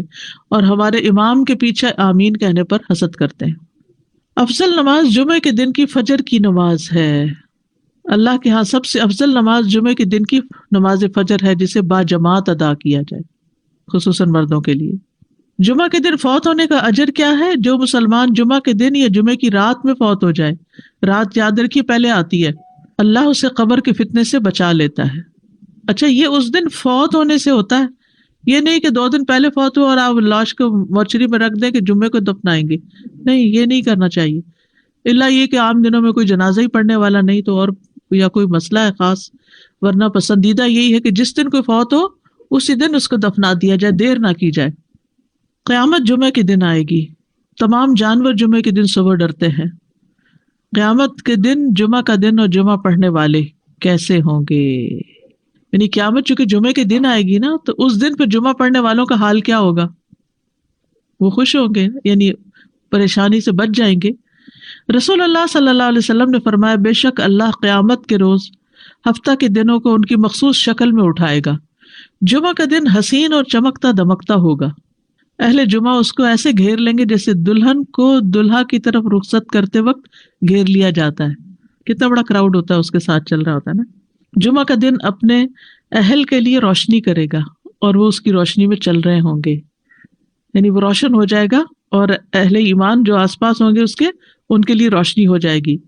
ان کے رنگ برف کی طرح سفید ہوں گے، ان کی خوشبو کستوری کی طرح مہک رہی ہوگی. وہ کافور کے پہاڑوں میں گھسے ہوئے ہوں گے، جن و انس انہیں دیکھ رہے ہوں گے، اور وہ تعجب کی وجہ سے نگاہ نیچی نہیں کریں گے کہ جنت میں داخل ہو جائیں گے. اور ثواب کی امید سے اذان دینے والوں کے علاوہ کوئی بھی ان کے اس مقام اور مرتبے تک نہیں پہنچ سکے گا. جو اس دن کو امپورٹنس دیتا ہے، اس کے لیے صبح سے تیاری کرتا ہے، نہانا دھونا، کپڑے تبدیل کرنا، سورۃ کہف پڑھنا، خوشبو لگانا، درود شریف کی کثرت کرنا، پھر جمعہ کی نماز کے لیے جانا. یعنی اس دن کو یہ نہ سمجھا جائے جیسے کوئی بھی دن ہے کہ وہی ہماری روٹین. ہمارے یہاں تو مشکل یہ کہ عید کا دن بھی لوگ سو کے گزار دیتے ہیں اور اس پہ خوش نہیں ہوتے اور اہتمام نہیں اس طرح کرتے. جنت میں جمعہ کے دن کی فضیلت، بڑی خوبصورت حدیث ہے یہ. رسول اللہ صلی اللہ علیہ وسلم نے فرمایا، میرے پاس جبریل علیہ السلام تشریف لائے اور ان کے ہاتھ میں سفید شیشہ تھا جس میں ایک سیاہ نقطہ تھا. بس میں نے کہا، جبریل یہ کیا ہے؟ انہوں نے کہا، یہ جمعہ ہے. میں نے کہا، یہ اس میں کالا نقطہ کیا ہے؟ انہوں نے کہا، یہ قیامت جو جمعے کے دن قائم ہوگی. سفید شیشہ کیا تھا؟ جمعہ، ڈاٹ قیامت. اور یہ ہمارے دنوں کا سردار ہے، اور اسے ہم آخرت کے دن یوم المزید کے نام سے پکاریں گے. کیا دن؟ یوم المزید. میں نے کہا، تم اسے یوم المزید کے نام سے کیوں پکارو گے؟ انہوں نے فرمایا، بے شک آپ کے رب نے جنت میں ایک وادی بنائی ہے. جنت میں ایک وادی ہے. وادی کیا ہوتی ہے؟ پہاڑوں کے بیچ میں. وادیاں کتنی خوبصورت ہوتی ہیں. تو جنت میں ایک وادی ہوگی جو سفید مسک سے بھی زیادہ خوشبودار. بس جب جمعہ کا دن ہوگا تو اللہ تبارک و تعالی اعلی علیین سے اپنی کرسی پر نزول فرمائیں گے. پھر کرسی کے ارد گرد نور کے ممبر ہوں گے. نبی آئیں گے یہاں تک کہ اس پر بیٹھ جائیں گے. پھر اللہ ممبروں کے ارد گرد سونے کی کرسیاں ڈالیں گے. صدیق اور شہداء آئیں گے یہاں تک کہ وہ ان پر بیٹھ جائیں گے. پھر اہل جنت آئیں گے یہاں تک کہ ٹیلوں پہ بیٹھ جائیں گے. بس ان کے لیے ان کا رب تبارک و تعالیٰ اپنا جلوہ فرمائے گا یہاں تک کہ وہ اس کے چہرے کی طرف دیکھیں گے. وہ فرمائے گا، مجھ سے مانگو، چنانچہ وہ اس سے مانگیں گے یہاں تک کہ ان کی خواہش ختم ہو جائے گی، کچھ بھی دل میں اور نہیں ہوگا. تو وہ اس وقت اپنے پاس سے ان کے لیے وہ کچھ کھولے گا جسے کسی آنکھ نے نہیں دیکھا اور کسی کان نے نہیں سنا اور نہ کسی انسان کے دل پر ایسا گزرا. یہ اتنے وقت میں ہوگا جتنا وقت جمعہ کے دن لوگوں کے واپس ہونے میں لگتا ہے، یعنی جمعہ پڑھ کے واپس جانے میں. وہ جمعہ کی طرف جانے سے بڑھ کر اور کسی چیز کے محتاج نہیں ہوں گے تاکہ وہ اس میں مزید کرامات حاصل کر لیں.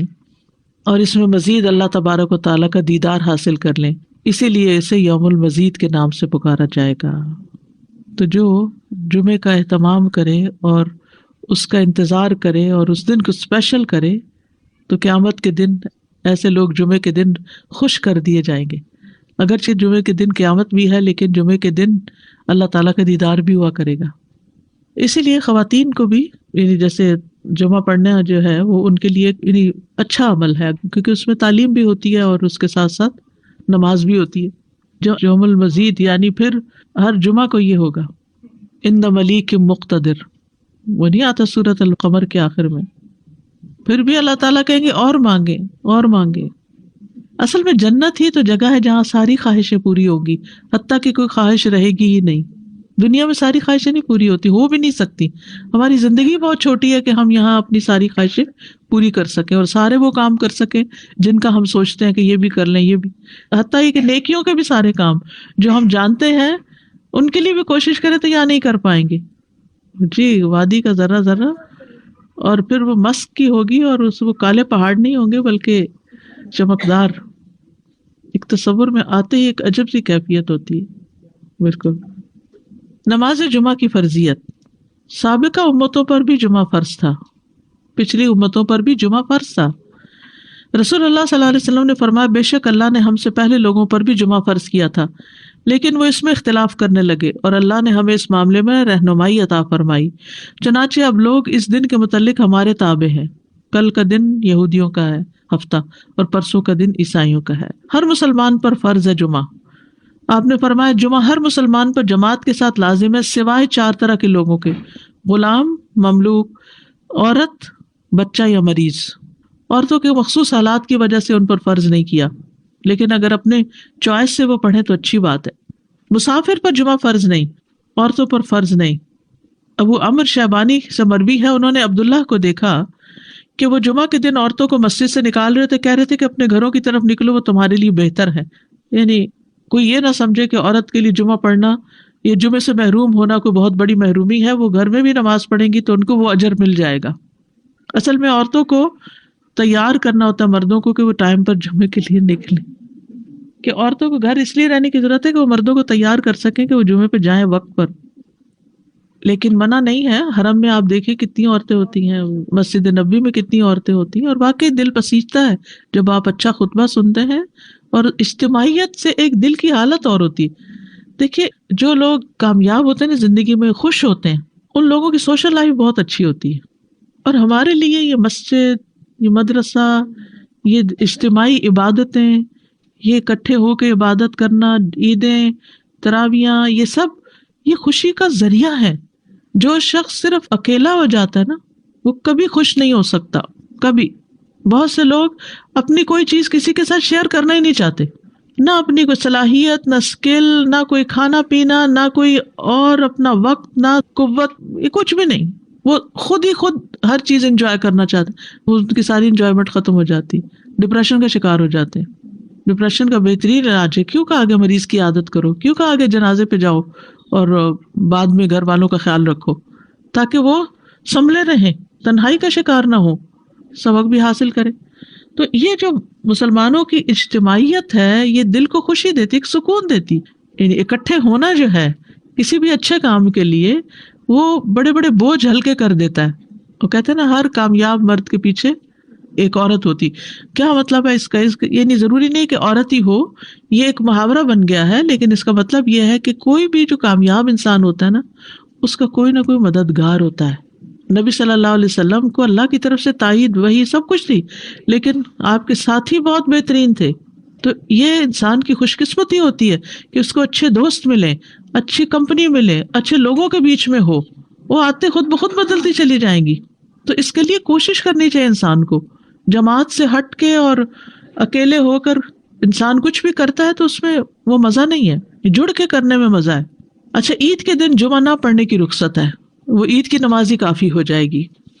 آپ نے فرمایا تمہارے آج کے دن میں 2 عیدیں جمع ہو گئی ہیں، بس جو چاہے تو اس کے لیے یہ نماز عید جمعہ سے کافی ہوگی، اور ہم تو جمعہ پڑھیں گے۔ یعنی آپ نے پڑھا لیکن لوگوں کو چوائس دے دی کہ جو نہیں آنا چاہتا کوئی بات نہیں، یعنی جو عید کو پالے اس پہ جمعہ لازم نہیں، ٹھیک ہے۔ نماز جمعہ کی اہمیت. جمعہ کی طرف آنے کا حکم. قرآن مجید میں اللہ تعالیٰ فرماتے ہیں یا ایہا الذین آمنوا اذا نودی للصلاة من یوم الجمعة فاسعوا الى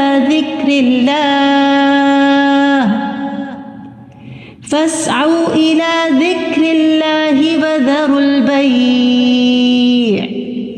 ذالکم خیر لکم ان کنتم تعلمون. اے لوگو جو ایمان لائے ہو، جب جمعہ کے دن نماز کے لیے اذان دی جائے تو اللہ کے ذکر کی طرف لپکو اور خرید و فروخت چھوڑ دو، یہ تمہارے لیے بہتر ہے اگر تم جانتے ہو. یعنی مالز میں مت گھومو پھرو، نماز کی طرف دوڑو. نبی صلی اللہ علیہ وسلم کی ایسے شخص کے لیے ناراضگی ہے جو جمعہ کی نماز میں حاضر نہ ہو. ایسے لوگوں کے لیے فرمایا جو جمعہ سے پیچھے رہ جاتے ہیں کہ البتہ تحقیق میں نے ارادہ کیا کہ میں ایک آدمی کو حکم دوں کہ وہ لوگوں کو نماز پڑھائے، پھر میں ایسے آدمیوں کے گھروں پر آگ لگا دوں جو جمعہ سے پیچھے رہ جاتے ہیں. اتنی ناراضگی کا اظہار کیا. جمعہ چھوڑنے کی سزا. حضرت عبداللہ بن عمر اور ابو ہریرہ بیان کرتے ہیں کہ انہوں نے رسول اللہ صلی اللہ علیہ وسلم کو ان کے ممبر کی سیڑھیوں پر فرماتے ہوئے سنا، لوگ جمعے چھوڑنے سے باز آ جائیں ورنہ اللہ ان کے دلوں پہ مہر لگا دے گا، پھر وہ غافلوں میں سے ہو جائیں گے. اذان سننے کے باوجود جمعہ کے لیے نہ آنے کی سزا، وہ بھی کیا ہے؟ دلوں پہ مہر اور غفلت میں مبتلا ہونا. ایک اور حدیث میں آتا ہے جس نے متواتر 3 جمعے ترک کیے تو تحقیق اس نے اسلام کو اپنے پس پشت ڈال دیا، یعنی اس کو اسلام سے کوئی تعلق نہیں. ایک اور حدیث میں آتا ہے جو شخص سستی کی وجہ سے بلا عذر 3 جمعے چھوڑ دے اللہ تبارک و تعالیٰ اس کے دل پہ مہر لگا دیتا ہے. عقبہ بن عامر سے روایت ہے، وہ کہتے ہیں کہ رسول اللہ صلی اللہ علیہ وسلم نے فرمایا مجھے اپنی امت کے متعلق کتاب اور دودھ سے خطرہ ہے. حالانکہ یہ دونوں کتنی بینیفیشل چیزیں. کسی نے پوچھا یا رسول اللہ کتاب سے خطرے کا کیا مطلب؟ فرمایا اسے منافقین سیکھیں گے اور ایمان والوں سے جھگڑا کریں گے، یعنی منافقین بھی قرآن پڑھیں گے اور ایمان والوں سے جھگڑا کریں گے. پھر پوچھا گیا کہ دودھ سے خطرے کا کیا مطلب ہے؟ فرمایا کچھ لوگ دودھ کو پسند کرتے ہوں گے اور اس کی وجہ سے جماعت سے نکل جائیں گے اور جمعہ کی نمازیں چھوڑ دیا کریں گے. یہ دور دراز کے علاقوں میں فارم ہاؤسز میں جا کے بسیں گے اور جمعے کی نماز تک نہیں پہنچیں گے. نماز جمعہ کی فضیلت. ایک جمعہ اگلے جمعے تک کا کفارہ ہے، یعنی گناہوں کی معافی کا ذریعہ ہے، گناہ معاف ہونا. حدیث میں ہے کہ آپ نے فرمایا جس نے غسل کیا پھر جمعے کے لیے حاضر ہوا پھر اس کے مقدر میں جتنی نفل نماز تھی پڑھی، یعنی مسجد میں آ کے مسجد کے نفل پڑھے ویسے پڑھے، پھر خاموشی سے خطبہ سنتا رہا حتیٰ کہ خطیب اپنے خطبے سے فارغ ہو گیا، پھر اس کے ساتھ نماز پڑھی، اس کے اس جمعے سے لے کر دوسرے جمعے تک کے گناہ بخش دیے جاتے ہیں اور مزید 3 دنوں کے بھی. رسول اللہ صلی اللہ علیہ وسلم نے فرمایا جس نے جمعہ کے دن غسل جنابت کیا پھر نماز کے لیے چلا گیا تو گویا اس نے 1 اونٹ کی قربانی کی، اور جو شخص دوسری گھڑی میں چلا تو گویا اس نے 1 گائے کی قربانی کی، اور جو تیسری گھڑی میں چلا تو گویا اس نے 1 سینگ والے دمبے کی قربانی کی، اور جو چوتھی گھڑی میں چلا تو گویا اس نے 1 مرغی کی قربانی کی، جو 5ویں گھڑی میں چلا تو گویا اس نے 1 انڈا اللہ کی راہ میں دیا. اور جب امام خطبے کے لیے نکل جاتا ہے تو فرشتے ذکر سننے کے لیے حاضر ہو جاتے ہیں، یعنی وہ لکھنا بند کر دیتے ہیں. یہ ایکسٹرا ریوارڈ ہے نماز وغیرہ کے علاوہ، صرف جلدی جانے کا ریوارڈ ہے یہ فرشتوں کا حاضری لگانا، کیونکہ فرشتے یہ حاضری لگاتے رہتے ہیں. جب امام خطبے کے لیے نکل جاتا ہے تو وہ اپنے دفتر لپیٹ دیتے ہیں اور ذکر کو یعنی خطبے کو غور سے سننے لگتے ہیں. جمعے کے لیے جانے والے قدموں کے لیے خوشخبری.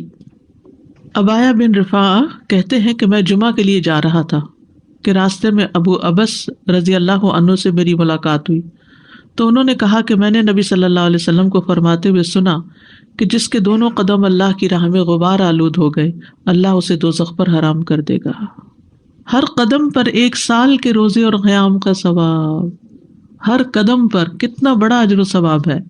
جس نے جمعہ کے دن غسل کیا اور کرایا، اول وقت میں آیا، خطبہ میں شروع سے حاضر رہا، پیدل چل کر آیا، سوار ہو کر نہ آیا. یعنی ایسی جگہ بھی ہوتی ہے نا کہ جہاں پر مسجدیں بہت دور نہیں ہوتی ہیں، موسم اتنے سخت نہیں ہوتے. اب تو پارکنگ بھی کافی دور دور جمعے کے دن کرنی پڑتی ہے، تو وہ جو قدم چلے جا رہے ہیں نا اس پہ خوش ہو جایا کریں. امام سے قریب ہو کر توجہ سے خطبہ سنا، جلدی بھی پہنچ جائے تو ذرا دور گاڑی پارک کر لیں، اور خطبے کے دوران فضول حرکت نہ کی، اسے ہر قدم کے بدلے 1 سال کے عمل یعنی 1 سال کے روزے اور اس کے قیام کا ثواب ملے گا. یہ پرائرٹی ہے نا, اس کے اوپر کئی چیزیں اور چھوڑنی پڑتی تب آپ اس کو پورا کر پاتے ہیں, ورنہ تو آپ لیٹ ہو جاتے ہیں, کبھی رش میں پھنس جاتے ہیں, کبھی پارکنگ نہیں ملتی تو وہ 1 رکعت بھی نکل جاتی ہے, کبھی آپ دروازے سے باہر نماز پڑھ رہے ہوتے ہیں. یعنی کہ اجر کمانا ہے تو پھر وقت پر آنا ہے. جمعہ کے دن 5 کام کرنے والے کے لیے خوشخبری. جو آدمی ایک دن میں 5 امور پر عمل کرے گا اللہ اسے جنت والوں میں لکھ دے گا. اور وہ کیا ہے؟ مریض کی تیمارداری کرنا, جنازے میں شریک ہونا, دن کا روزہ رکھنا, جمعہ کے دن نماز کے لیے نکلنا اور غلام آزاد کرنا. اب اس میں یہ کہ یہ 5 کام جمعے کے دن ہی ہو سکتے ہیں, اور لیکن جمعے کے دن کا اکیلا روزہ رکھنا منع کیا گیا. یعنی اگر کسی کا جمعرات کے ساتھ کا اکٹھا یا ہفتے کے ساتھ کا روزہ ہے, کوئی قضا رکھ رہا ہے یا ویسے ہی کوئی کفارے وغیرہ کے بھی رکھ رہا ہے, اچھا اس دن صدقہ خیرات کرنا بھی عام دنوں کے مقابلے میں زیادہ اجر و ثواب کا باعث ہے. تو انسان جمعے کے دن کی نا کچھ اس طرح کی پلاننگ کرے کہ اس دن خاص صدقہ بھی کرے اور نہائے دھوئے بھی اور ساری زیب و زینت اور پھر تیار ہو اور گھر بھی صاف ستھرا کرے. یہ کہ اہتمام نظر آئے کہ آج جمعہ کا دن ہے. غلام آزاد کرنے میں صدقہ آ جائے گا. جی, غلام آزاد کرنے میں صدقہ آ جائے گا. کثرت سے درود پڑھنا. رسول اللہ صلی اللہ علیہ وسلم نے فرمایا جمعہ کے دن اور جمعہ کی رات کو کثرت سے مجھ پر درود پڑھا کرو. بس جو آدمی مجھ پر 1 دفعہ درود بھیجے گا اللہ اس پر 10 رحمتیں نازل کرے گا. اللہم صلی علی محمد. رسول اللہ صلی اللہ علیہ وسلم نے فرمایا تمہارے افضل دنوں میں سے جمعے کا دن ہے. اسی دن آدم علیہ السلام پیدا کیے گئے, اسی دن ان کی روح قبض کی گئی, اسی دن سور پھونکا جائے گا اور اس دن سب لوگ بے ہوش ہوں گے. اس لیے اس دن مجھ پر کثرت سے درود بھیجا کرو کیونکہ تمہارا درود مجھ پر پیش کیا جاتا ہے. کہتے ہیں لوگوں نے پوچھا یا رسول اللہ ہمارا درود آپ پر کس طرح پیش کیا جائے گا جبکہ آپ کا جسم بوسیدہ ہو چکا ہوگا؟ تو آپ نے فرمایا بے شک اللہ عز و جل نے انبیاء کے جسموں کو زمین پر حرام کر دیا ہے, یعنی فرشتوں کے ذریعے آپ تک درود پہنچایا جاتا ہے. انبیاء کے جسموں کو مٹی نہیں کھاتی, صحیح سلامت ہوتے ہیں ان کے جسم. سورۃ الکہف پڑھنا. نبی صلی اللہ علیہ وسلم نے فرمایا جو شخص جمعہ کے دن سورۃ الکہف پڑھتا ہے تو اس کے لیے دوسرے جمعے تک نور روشن رہتا ہے. غسل کرنا. ہر بالغ پر جمعہ کے لیے جانا ضروری ہے اور ہر وہ شخص جس پر جمعہ کے لیے جانا ضروری ہے اس پر غسل ہے, یعنی اس کو لازمی غسل کرنا چاہیے الا یہ کہ کوئی مجبوری ہو. تو آپ اپنا اسکیجول اس طرح بنائیں نا کہ جیسے اگر آپ ہر روز نہاتے پھر تو کوئی مسئلہ نہیں, لیکن اگر آپ ایک دن چھوڑ کے ایک دن نہاتے ہیں تو آپ پھر اس طرح اسکیجول کریں کہ جیسے آپ منڈے کو نہائے, پھر وینسڈے کو نہائے, پھر جمعے کو نہائے, پھر آپ سیٹرڈے سنڈے اگر نہیں بھی نہاتے پھر منڈے. تو اس طرح آپ جمعے کو مس نہیں کریں گے. یہ نہیں کہ جمعرات کو نہا کے جمعہ کو چھوڑ دیا یا جمعہ چھوڑ کے ہفتے کو نہائے, ایسا نہیں کرنا چاہیے. علماء نے غسل کے حکم کے بارے میں اختلاف کیا. بعض تو کہتے ہیں یہ واجب ہے, یعنی فرض کے درجے میں ہے, اور جمہور علماء یہ کہتے ہیں کہ مستحب ہے, پسندیدہ ہے, افضل عمل ہے. حدیث میں آتا ہے جس نے جمعے کے دن وضو کیا اس نے اچھا کیا, اور جس نے غسل کیا تو یہ افضل ہے. صفائی میں مبالغہ ہوتی ہے نا, ویکلی صفائی آپ کو کرنی ہوتی ہے, یعنی جیسے ناخن وغیرہ کاٹتے ہیں یا پھر اپنے زائد بال وغیرہ اتارتے ہیں, تو یہ سب چیزیں اگر جمعے کے دن ہو تو زیادہ بہتر ہے. نبی صلی اللہ علیہ وسلم نے فرمایا جو شخص جمعے کے دن اچھی طرح غسل کرے, اچھی طرح سنوار کر وضو کرے, اپنے بہترین لباس میں سے پہنے, یعنی جمعے کے دن باقی دنوں کی نسبت اچھا لباس پہنے, اللہ نے اس کی قسمت میں گھر والوں کی جو خوشبو لکھی ہو وہ لگا لے, یعنی گھر میں جو بھی خوشبو ہے, پھر جمعہ پڑھنے آئے تو لغو کام نہ کرے, 2 آدمیوں کے درمیان جدائی نہ کرے, یعنی 2 لوگ بیٹھے ان کے بیچ میں گھس کے بیٹھ جائے. اس جمعے اور دوسرے جمعے کے درمیان کے پورے ہفتے کے گناہ معاف کر دیے جاتے ہیں. پھر مسواک کرنا. جمعے کی سنتیں بتاتے ہوئے آپ نے فرمایا اور تم پر مسواک کرنا لازم ہے. اچھا لباس پہننا. نبی صلی اللہ علیہ وسلم نے فرمایا اگر ممکن ہو تو جمعہ کے لیے اپنے کام کاج کے کپڑوں کے علاوہ 2 کپڑے اور بنا رکھنے میں کیا حرج ہے. اسپیشل ڈریس رکھے جو جمعے کو ہی پہن لیں. خوشبو لگانا, یعنی خوشبو لگائے, حدیث میں آتا ہے چاہے وہ عورت کی خوشبو سے ہو, یعنی آپ کی اپنی نہیں بیوی کی خوشبو پڑی ہو وہی لگا لو, لیکن لگاؤ. تیل لگانا. جو شخص جمعہ کے دن غسل کرے اور جس قدر ممکن ہو پاکیزگی حاصل کرے اور اپنے تیل میں سے تیل لگائے یا اپنے گھر کی خوشبو میں سے خوشبو لگائے, پھر نکلے کہ 2 آدمیوں کے درمیان تفریق نہ کرے, جتنی مقدرہ نماز پڑھ لے, اور جب امام بات کرے تو خاموش رہے. اس جمعے سے لے کر دوسرے جمعے تک اس کے گناہ بخش دیے جاتے ہیں. جمعہ کا وقت. سورج ڈھلتے ہی جمعہ پڑھنا. سورج ڈھلتے ہی جمعہ پڑھنا. اول وقت جمعہ پڑھنا. بہت لیٹ نہیں کرنا چاہیے. ایاس بن سلمہ بن اکوع اپنے والد سے روایت کرتے ہیں, انہوں نے کہا کہ ہم رسول اللہ صلی اللہ علیہ وسلم کے ساتھ جمعے کی نماز پڑھ کر واپس لوٹتے تھے تو دیواروں کا سایہ اتنا نہیں ہوتا تھا کہ ان سے اپنے آپ کو سایہ مہیا کیا جا سکے. یعنی ابھی سورج بہت تھوڑا ڈھلا ہوتا تھا. ہاں, گرمی کی شدت میں تاخیر کی اجازت ہے. مسجد میں داخلہ, مسجد کی طرف جلدی نکلنا, تحیت المسجد ادا کرنا. عمر بن دینار کہتے ہیں انہوں نے جابر رضی اللہ عنہ کو کہتے ہوئے سنا کہ ایک شخص جمعہ کے دن مسجد میں داخل ہوا اس حال میں کہ نبی صلی اللہ علیہ وسلم خطبہ دے رہے تھے. تو آپ نے فرمایا کیا تم نے نماز پڑھی؟ اس نے کہا نہیں. تو آپ نے فرمایا کھڑے ہو 2 رکعتیں پڑھو. اب یہ بڑا اہم مسئلہ ہے, مسجد میں داخل ہو چاہے خطبہ ہو رہا ہو 2 رکعت پڑھے بغیر نہ بیٹھو, ٹھیک ہے. اور یہ کیا ہے؟ دراصل تحیت المسجد. یہ جمعے کی سنتیں نہیں ہیں, یہ کیا ہے؟ تحیت المسجد ہے. اور مختصر پڑھی جائیں. یعنی امام جب خطبہ دے رہا ہو تو چاہیے کہ 2 رکعتیں پڑھے اور دونوں میں اختصار کرے. نماز سے قبل ہلکا بنانے کی ممانعت. مثلا آپ جلدی چلے گئے تو یہ نہیں کہ ایک گروپ بنا کے آپس میں گپ شپ شروع کر دیں, نہیں, سیدھے ہی لائنوں میں بیٹھیے. انتظار کا وقت کیسے گزاریں گے؟ نفل پڑھ کے بیٹھ گئے, ذکر اذکار کریں, قبلے کی طرف رخ کر کے لائنوں میں بیٹھیں. ہلکا نہیں بنائیں, بیٹھ کے خرید و فروخت نہیں کریں. تاخیر سے آنے پہ گردنیں پھلانگ کے نہ آگے جائیں. رسول اللہ صلی اللہ علیہ وسلم نے فرمایا ٹیک لگا کے مت کھاؤ. یہ عام ایک ادب بتایا, یعنی اس طرح ٹیک لگا کے نہیں کھاؤ, کھانے کے وقت سیدھے ہو جاؤ. چھنے ہوئے آٹے کی روٹی نہ کھاؤ, میدا. مسجد میں کوئی جگہ مقرر نہ کرو کہ یہ میری جگہ ہے, آپ کیوں آج یہاں کھڑی ہو گئی, کہ تم اسی میں ہی نماز پڑھو. کچھ لوگ ہوتے ہیں نا آ کے مخصوص جگہ ہی پڑھتے ہیں, اگر کوئی اور وہاں ہو جائے ڈسٹرب ہو جاتے ہیں. اور جمعہ کے دن لوگوں کی گردنیں نہ پھلانگو, ورنہ اللہ تمہیں قیامت کے دن لوگوں کے لیے پل بنا دے گا. کیونکہ بہت اذیت کی بات ہے نا, بیٹھے ہیں لوگ باقاعدہ بعض اوقات کندھوں پہ ہاتھ رکھ کے اس کو تنگ کر اس کو تنگ کر. تو یہ نہیں کرنا چاہیے. اگر آپ کو اٹھنا بھی پڑ گیا بیچ میں تو واپسی پہ پیچھے کھڑے ہو جائیے, اگلی لائن مل جائے گی. جی یہ تو بہت ضروری بات آپ نے کی کہ جب لوگ مسجد آئے تو پہلی صف میں بیٹھیں. یہ نہیں پہلی چھوڑ کے آخری میں بیٹھ جائیں اور پھر لوگ ان کی گردنیں پلانگتے رہیں, دوسروں کے لیے فتنہ بننا. جابر بن عبداللہ رضی اللہ عنہ سے روایت ہے کہ جمعے کے دن رسول اللہ صلی اللہ علیہ وسلم خطبہ ارشاد فرما رہے تھے کہ ایک آدمی مسجد میں داخل ہوا, وہ قریب آ کر بیٹھنے کے لیے لوگوں کے اوپر سے گزرنے لگا. رسول اللہ صلی اللہ علیہ وسلم نے فرمایا بیٹھ جاؤ, تحقیق تم نے لوگوں کو تکلیف پہنچائی اور دیر سے آئے. یہ عربی کے الفاظ بڑے خوبصورت ہیں. اجلس فقد آذیت و آنیت, کتنی جامع زبان ہے یہ. اجلس فقد آذیت, تو نے اذیت دی, و آنیت اور دیر سے آئے ہو. ہاں تو اس سے منع کیا گیا. کسی کو اس کی جگہ سے نہ اٹھانا. جابر رضی اللہ عنہ نبی صلی اللہ علیہ وسلم سے روایت کرتے ہیں, آپ نے فرمایا تم میں سے کوئی شخص جمعہ کے دن اپنے بھائی کو کھڑا نہ کرے کہ پھر دوسری طرف سے آ کر اس کی جگہ پہ خود بیٹھ جائے, بلکہ جو آئے وہ کہے جگہ کشادہ کرو, بھائی ہمارے لیے بھی جگہ بناؤ, یہ کہے. خطبہ جمعہ اور اس کے آداب. خطبہ جمعہ کی اہمیت. جب اذان ہو جائے تو کیا کرے انسان؟ مسجد کی طرف دوڑ پڑے. تو مسجد میں جماعت تو نہیں ہو رہی ہوگی, پہلے کیا ہو رہا ہوگا؟ خطبہ ہو رہا ہوگا. امام کا خطبے سے پہلے سلام کرنا. نبی صلی اللہ علیہ وسلم جب ممبر پر چڑھتے تو حاضرین کو السلام علیکم کہتے. امام کا کھڑے ہو کر خطبہ دینا. رسول اللہ صلی اللہ علیہ وسلم کھڑے ہو کر خطبہ دیتے, پھر بیٹھ جاتے, پھر کھڑے ہوتے اور کھڑے ہو کر خطبہ دیتے, یعنی بیچ میں تھوڑا سا بیٹھ بھی جاتے تھے.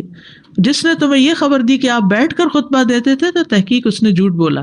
بس یقیناً اللہ کی قسم میں نے آپ کے ساتھ 2000 سے زائد نمازیں پڑھی ہیں, یعنی جن میں بہت سے جمعے بھی آئے ہیں, تو ایسا کچھ نہیں.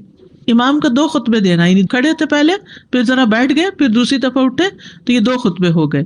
مختصر خطبہ دینا. آپ کے خطبات چند کلمات ہوا کرتے تھے, بہت لمبی تقریریں نہیں. آپ کا خطبہ درمیانہ ہوتا تھا. نبی صلی اللہ علیہ وسلم نے فرمایا آدمی کا نماز کو لمبا کرنا اور خطبے کو مختصر کرنا اس کی سمجھداری کی علامت ہے.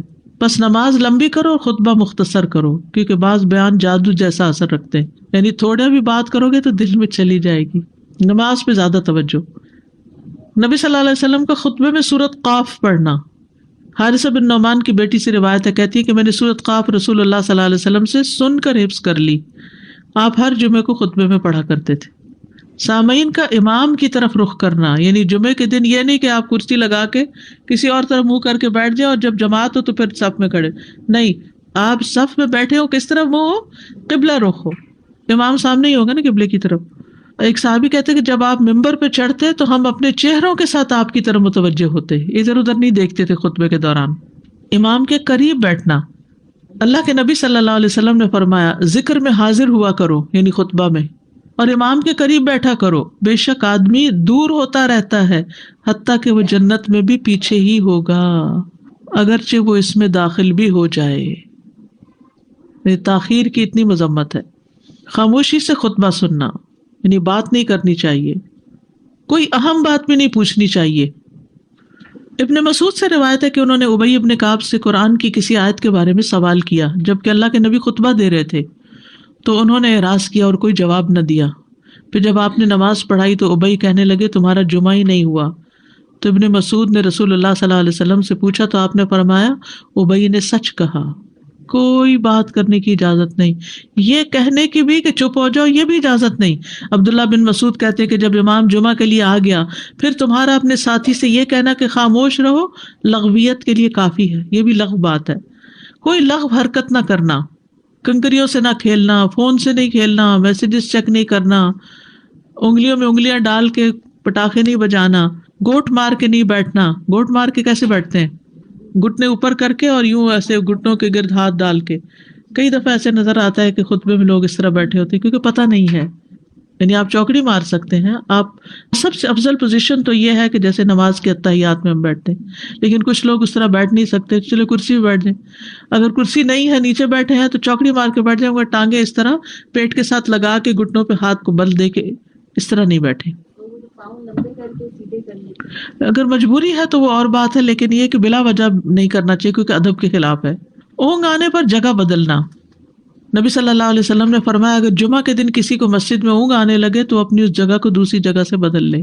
کہ بعض اوقات ایسا ہوتا ہے نا خطبے کے وقت بڑی سکینت ہوتی ہے اور آخری خطبہ تو آپ نیند میں ہی سنتے ہیں. نماز جمعہ کی رکعت 2 رکعت ہے فرض، بس جمعہ کی نماز 2 رکعتیں ہیں اور ان دونوں میں قرات ہوتی ہے. نبی صلی اللہ علیہ وسلم جمعے میں سبح اسم ربک الاعلی اور حل اتاک حدیث الغاشیہ پڑھتے. کبھی جمعہ اور عید کٹھے ہو جاتے تب بھی دونوں نمازوں میں یہی صورت پڑھتے تھے. ٹھیک ہے. اسی طرح صبح کی نماز میں جمعے کے دن الف لام میم التنزیل اور حل اتی علی الانسان کی قرات کرتے اور نماز جمعہ میں سورۃ الجمعہ اور منافقین کی تلاوت کرتے، یعنی یہ بھی ملتا ہے. فرض کے بعد 2 رکعت پڑھنا. عبداللہ بن عمر سے روایت ہے انہوں نے رسول اللہ صلی اللہ علیہ وسلم کی نفل نماز کو بیان کیا اور کہا کہ آپ جمعے کے بعد کوئی نفل نماز نہیں پڑھتے تھے حتیٰ کہ واپس تشریف لے جاتے، پھر اپنے گھر میں 2 رکعت پڑھتے تھے. اب جو لوگ گھر نہیں جاتے تو پھر وہیں پر وہ پڑھ لیتے ہیں، ورنہ آپ صلی اللہ علیہ وسلم اپنی سنتیں وغیرہ گھر میں پڑھتے تھے. اور اسی طرح 4 بھی پڑھی جا سکتی، 2 بھی ہیں 4 بھی ہیں. آپ صلی اللہ علیہ وسلم نے فرمایا جب تم میں سے کوئی جمعہ پڑھ چکے تو اس کے بعد 4 رکعتیں پڑھے، یہ آپ کا حکم ہے. تو جب آپ کا 2 چیزیں ہوتی ہیں سمجھنے کے لیے، ایک آپ کا فعل ہوتا ہے اور ایک آپ کا حکم ہوتا ہے. تو ہمارے لیے کیا ہے جو آپ کا حکم ہو. جمعے کے بعد کوئی اور نماز پڑھنے سے پہلے گفتگو کرنا، یعنی سنت پڑھنے سے پہلے گفتگو کرنا. اسما بن مالک سے مرفوعاً روایت ہے کہ جب تم میں سے کوئی آدمی جمعہ کی نماز پڑھے تو اس کے بعد اس وقت تک کوئی نماز ادا نہ کرے جب تک کسی سے کلام نہ کرے یا اس جگہ سے نکل نہ جائے. پہلے منع تھا، اب کوئی نہ کوئی بات کر لینی چاہیے. نہیں سمجھ آئی؟ یعنی جمعہ پڑھ لیا آپ نے اور پھر کسی سے آپ سلام دعا کر لیں، اس کے بعد سنت پڑھیں یا نفل جو بھی. ٹھیک ہے. اور گھر جانا ہے تو گھر جا کے پڑھیں، اور اگر گھر نہیں جانا کام پہ جانا ہے تو ادھر ہی پڑھ کے چلے جائیں. کتنا پیارا ہے ہمارا دین کہ اتنا لمبا بھی چپ کا روزہ نہیں رکھوایا. بالکل. عاصم سے روایت ہے، وہ ابو قلابہ سے نقل کرتے ہیں میں نے ان کے ساتھ جمعہ کی نماز پڑھی. جب میں نے اپنی نماز پوری کر لی انہوں نے میرے ہاتھ کو پکڑا اور میری جگہ پر کھڑے ہوئے اور مجھے اپنی جگہ پہ کھڑا کیا. وہ جو ہم چینج کرتے ہیں نا جگہ، وہ اس کی بات ہو رہی ہے. یعنی جمعے کے بعد کوئی اور نماز پڑھنے سے پہلے بات بھی کر لینا، جگہ بھی تبدیل کرنا. لیکن اگر کچھ لوگ پہلے سے ہی آپ کی سنتیں شروع کر چکے اور کوئی چینج کرنے والا نہیں تو پھر پڑھ لیجئے. یعنی یہ مستحب اعمال ہے، ان میں ایسا نہیں کہ کوئی گناہ لازم ہو جائے گا، لیکن افضل یہ ہے، افضل سے اجر زیادہ ہو جاتا ہے.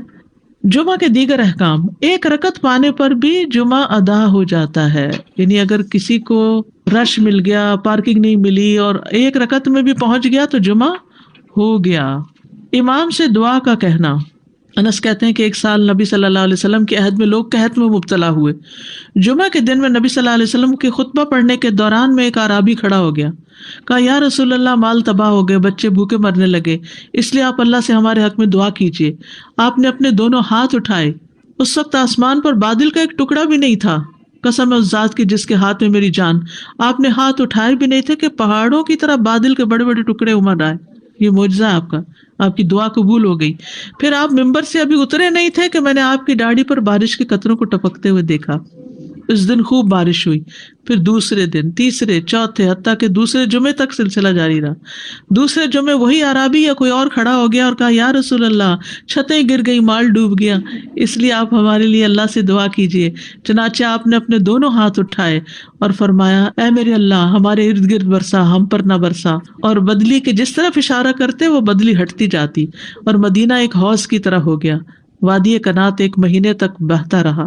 جو شخص بھی کسی علاقے سے آتا تو اس پر بارش کا حال بیان کرتا. جیسے ہوتا ہے نا کوئی فلڈ آ جائے یا کچھ ہریکین، تو پھر ہر کوئی موضوع گفتگو ہو جاتا ہے. جمعہ کے بعد قیلولہ کرنا. انس کہتے ہیں کہ ہم لوگ جمعہ کے دن سویرے نکلتے اور جمعہ کی نماز کے بعد قیلولہ کرتے تھے. جمعہ کے بعد کھانا کھانا. سہل کہتے ہیں کہ ہم نہ تو قیلولہ کرتے نہ دوپہر کا کھانا کھاتے مگر جمعے کے بعد. لنچ کب ہے؟ جمعے کے بعد. جمعے کو قیام و صیام کے لیے خاص کرنے کی ممانعت ہے. یعنی اس دن کی رات کو شب جمعہ منانا کہ اس رات پوری عبادت کریں گے، یہ سنت سے ثابت نہیں.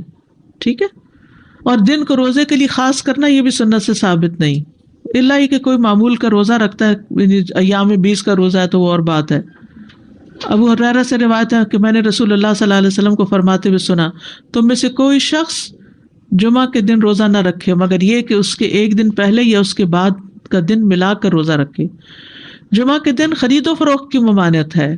جمعہ کے دن جب نماز کے لیے پکارا جائے تو اس وقت اللہ نے خرید و فروخت سے منع کیا ہے. وَذَرُوا الْبَيْعَ، اس دن کاروبار حرام ہے. اور یہ جمعے کی دوسری اذان کے ساتھ تعلق رکھتا ہے. یعنی صبح صبح کام کر سکتے ہیں لیکن اذان ہوتے ہی چھوڑ دیں، اور جب پھر جمعہ سے فارغ ہو جائے تو دوبارہ دکان پہ جا کے بیٹھ جائیں. جابر بن عبداللہ کہتے ہیں کہ نبی صلی اللہ علیہ وسلم جمعہ کے دن خطبہ ارشاد فرما رہے تھے کہ مدینہ میں ایک تجارتی قافلہ آیا. رسول اللہ صلی اللہ علیہ وسلم کے صحابہ اس کی طرف لپک پڑے اور آپ کے پاس مسجد میں صرف 12 آدمی بچے. تو رسول اللہ صلی اللہ علیہ وسلم نے یہ صورت دیکھ کر فرمایا اس ذات کی قسم جس کے ہاتھ میں میری جان ہے، اگر تم سارے کے سارے چلے جاتے اور کوئی بھی باقی نہ بچتا تو اس وادی میں آگ بہہ پڑتی. یعنی اتنا بڑا جرم ہے یہ. پھر یہ آیت نازل ہوئی وَإِذَا رَأَوْا تِجَارَةً أَوْ لَهْوًا انفضوا إِلَيْهَا وَتَرَكُوكَ قَائِمًا. جب وہ کوئی سودا بکتا دیکھیں یا کوئی تماشا نظر آ جائے تو اس کی طرف دوڑ جاتے ہیں اور آپ کو کھڑا ہی چھوڑ دیتے ہیں. راوی کہتے ہیں جو 12 آدمی رسول اللہ صلی اللہ علیہ وسلم کے ساتھ رہے ان میں ابو بکر اور عمر رضی اللہ عنہ بھی شامل تھے. جمعے کے دن قبولیت کی گھڑی ہوتی ہے، اس وقت اللہ سے بھلائی مانگنی چاہیے. رسول اللہ صلی اللہ علیہ وسلم نے فرمایا جمعے کے دن میں ایک گھڑی ایسی ہے کہ کوئی مسلمان اللہ سے کسی خیر کا سوال کرتے ہوئے اس کی موافقت نہیں کرتا مگر اللہ اسے وہی خیر عطا کر دیتا ہے. فرمایا یہ ایک چھوٹی سی گھڑی ہے، تھوڑی دیر کے لیے ہوتی ہے اور یہ ہر جمعے کو ہوتی ہے. ٹھیک ہے. اور خصوصاً نماز میں بھی اگر کوئی دعا کر رہا ہوتا ہے نا انسان تو وہ بھی قبول ہو جاتی ہے. نماز میں دعا کہاں ہوتی ہے؟ شروع میں ہوتی ہے، رکوع میں ہوتی ہے، سجدے میں ہوتی ہے، تشہد میں ہوتی ہیں. تو اگر یعنی جمعہ پڑھ رہے ہیں اور بیچ میں دعائیں آ گئی ہیں تو ہو سکتا وہی گھڑی آ گئی ہو اور آپ کی دعا قبول ہو جائے. اور یہ تورات میں بھی اس کا ذکر تھا. ابو ہریرہ رضی اللہ عنہ کہتے ہیں کہ رسول اللہ صلی اللہ علیہ وسلم نے فرمایا بہترین دن جس میں سورج طلوع ہوتا ہے جمعہ کا دن ہے. اس دن میں ایک گھڑی ایسی ہے کہ نماز کی حالت میں اگر کوئی مسلمان بندہ اللہ عز و جل سے کچھ طلب کرے تو وہ اس کو ضرور دیتا ہے. کعب نے کہا ایسا سال میں ایک مرتبہ ہوتا ہے؟ تو میں نے کہا نہیں بلکہ ہر جمعہ کو ہوتا ہے. کہتے ہیں پھر کعب نے تورات پڑھی تو کہا نبی صلی اللہ علیہ وسلم نے سچ فرمایا. ابو ہریرہ رضی اللہ عنہ کہتے ہیں کہ میں بعد میں عبداللہ بن سلام سے ملا اور ان سے اپنی اور کعب کی مجلس کا بتایا تو عبداللہ بن سلام رضی اللہ عنہ نے کہا میں جانتا ہوں وہ گھڑی کب آتی ہے. ابو ہریرہ نے کہا مجھے بھی بتائیے. انہوں نے کہا وہ جمعہ کے دن میں آخری گھڑی ہے. میں نے کہا یہ جمعے کے دن کی آخری گھڑی کیسے ہو سکتی ہے, حالانکہ رسول اللہ صلی اللہ علیہ وسلم نے فرمایا جو مسلمان بندہ اس کو نماز پڑھتے ہوئے پائے. اس وقت میں کوئی نماز نہیں پڑھی جاتی. تو عبداللہ بن سلام نے کہا کیا رسول اللہ صلی اللہ علیہ وسلم نے یہ نہیں فرمایا جو شخص نماز کے انتظار میں بیٹھا رہے وہ گویا نماز ہی کی حالت میں ہے حتیٰ کہ نماز پڑھ لے. کہتے ہیں میں نے کہا ہاں. تو انہوں نے کہا بس یہی ہے, یعنی اس وقت کیا کرنا چاہیے, آخری گھڑی میں وضو وغیرہ کر کے مغرب کی نماز کے انتظار میں بیٹھ کے دعائیں کریں, اذان ہو تو نماز پڑھ لیں. عصر کے بعد سے مغرب تک کا وقت ہے. انس بن مالک سے روایت ہے کہ نبی صلی اللہ علیہ وسلم نے فرمایا جمعہ کے دن اس گھڑی کو جس میں دعا کی قبولیت کی امید کی جاتی ہے عصر سے لے کر سورج ڈوبنے تک کے درمیان تلاش کرو, اور دن کی آخری گھڑی ہے. تو اللہ سبحانہ وتعالی ہمیں اس دن کی برکتوں سے فائدہ اٹھانے کی توفیق عطا فرمائے. جی کوئی سنتیں نہیں ہیں, جمعہ سے پہلے کوئی سنتیں نہیں, 4 سنتیں نہیں ہیں, صرف 2 رکعتیں تحیت المسجد ہیں, بعد میں 2 یا 4 پڑھی جا سکتی. بہت زبردست مسئلہ حل ہو گیا. دوسری بات یہ کہ وہ ابھی آپ نے بتایا کہ بات کر کے ہم پڑھیں سنتیں جمعے کی نماز کے بعد. جی ذرا سا سلام دعا کر لیں دائیں بائیں. لیکن وہ جتنا کہ فرض پڑھنے کے بعد آیت الکرسی جو ہے وہ بغیر بات کیے پڑھی جائے. جی وہ پڑھ کے تو پھر اس کے بعد سلام کر لیں. تو سنت پڑھنے سے پہلے بات کرنی ہے, آیت الکرسی پڑھنے سے پہلے نہیں. استاذ میں یہ سوچ رہی تھی کہ اتنا اہم ٹاپک ہے جمعے کے حوالے سے, تو ہم سب اپنے اوپر اگر لازم کر لیں کہ اپنے گھر کے مردوں کو ضرور بتائیں, کیونکہ یہاں پہ جمعے کے دن اتنی پرابلمس دیکھنے میں آتی ہیں باہر بھی اور اندر بھی, تو یہ بہت ضروری ہے, بہت ضروری ہے کہ اہمیت جانے پہلے.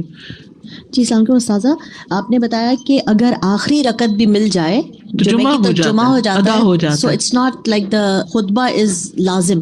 نہیں ویسے تو وہ شروع میں جانے کا جو اجر و ثواب ہے, اور لیکن خطبہ اگر نہیں ملا کسی وجہ سے تو اس شخص کا جمعہ قضا نہیں ہوا.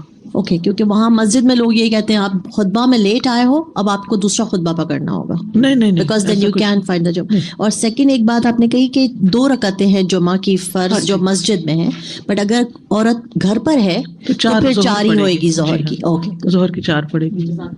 استاذہ جی 2 کویشچنز ہیں. ایک یہ کہ جب خطبہ ختم ہوتا ہے اور جب نماز کے لیے کھڑے ہوتے ہیں تو وہ اس وقت بھی خاموشی ہونی چاہیے, جیسے لوگ کہتے ہیں صف جوڑ لیں یا آگے آ جائیں, تو اس وقت بھی بات نہیں خاموشی. بالکل استاذہ, بعض لوگ آپ خاموش رہتے ہیں لیکن لوگ آ کے آپ کو یا تو اشارے سے سلام کرتے ہیں یا پھر ہاتھ ملانا چاہتے ہیں, نظریں جھکا لیں, اسے ہاتھ بھی نہیں ملانا چاہیے. ہاتھ ملا لیں لیکن نظریں جھکا لیں تاکہ بات نہ کریں, ٹھیک ہے. آپ کو پتا ان کو نہیں پتا تو پھر بد اخلاقی بھی لگتی ہے کہ وہ بول رہے ہیں اور آپ کچھ نہیں کہہ رہے. جزاک اللہ خیر. یعنی اپنے عمل سے بتا دیں کہ بولنا نہیں. جی السلام علیکم رحمۃ اللہ وبرکاتہ. سزا جب ہم مسجد میں نماز پڑھتے ہیں سنتیں ادا کرتے ہیں تو ہم 4 ادا کرتے ہیں. سننے میں یہ آتا ہے کہ اگر ہم گھر آ کے ادا کریں گے تو 2 ادا کریں گے, کیا یہ صحیح بات ہے؟ نبی صلی اللہ علیہ وسلم چونکہ گھر جا کے 2 پڑھا کرتے تھے, لیکن آپ نے ہمیں 4 ادا کرنے کا حکم دیا ہے تو اس لیے 4 بھی ادا کر سکتے ہیں. جی جزاک اللہ خیر. وإياكم. استخارے کی بات ہے, کسی کو بتانے کی ضرورت پڑ جائے تو سب سے پہلی بات تو یہ کہ صاحب معاملہ خود استخارہ کرے. جی ہاں. دوسری بات یہ کہ مکروہ اوقات کے علاوہ 2 رکعت نفل کبھی بھی پڑھ سکتا ہے. جی ہاں. دوسری بات یہ سورہ فاتحہ اور قرآن کی کوئی بھی سورت, ٹھیک ہے. پھر 1 سے زیادہ مرتبہ بھی کر سکتے ہیں, ٹھیک ہے. پھر یہ کہ خواب یا کسی اشارے کا انتظار کوئی حقیقت نہیں, ٹھیک ہے. آسانیاں اور رکاوٹیں دونوں کا مطلب یہ لے کہ اسی میں خیر ہے, ٹھیک ہے. اور ہر حال میں راضی ہے کیونکہ وہی جانتا ہے کہ کب کیا اور کون بھی. جی ہاں, یعنی کام سے نہ رکیں. اب جس کام کے لیے استخارہ کیا وہ کام کر لیں, پھر اس کے بعد خیر ہی خیر ہے. استخارہ خیر ہی خیر. گھر میں نماز پڑھے تو پہلے 4 سنت پڑھے. جی ہاں, اور پھر 4 فرض پڑھیں, پھر 2 سنت, پھر 2 نفل. جی.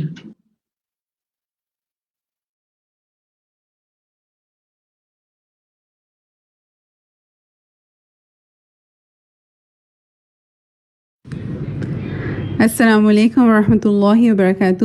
امید ہے آپ سب خیریت سے ہوں گے. لائیو ڈسکشن میں حصہ لینے کے لیے سمپلی آپ کو 3 اسٹیپس کرنے ہیں. نمبر 1, اپنی اسکرین پر دیکھیے آپ کو کچھ آپشنز نظر آ رہے ہوں گے. You have to click on the raise hand option. Blue hand کا مطلب یہ ہے the host can see your request. جب ہوسٹ آپ کو پرمیشن بھیجے تو پلیز ایکسیپٹ دیٹ, اور اس کے بعد جب آپ کا نام لیا جائے تو پلیز انمیوٹ یور سیلف اور ڈسکشن میں حصہ لیجیے. اور اپنی بات کہنے کے بعد فوراً اپنا مائک جو ہے اس کو بند کر دیجیے. آپ اس کے علاوہ جو ہے چیٹ کی ونڈو میں بھی اپنے ریفلیکشنز لکھ سکتے ہیں, اور اگر آپ کے کوئی سوالات ہیں تو آپ ہماری پینلسٹ کی ٹیم کو Q&A میں لکھ کر بھیج سکتے ہیں. اوور ٹو یو نیلوفر باجی. السلام علیکم.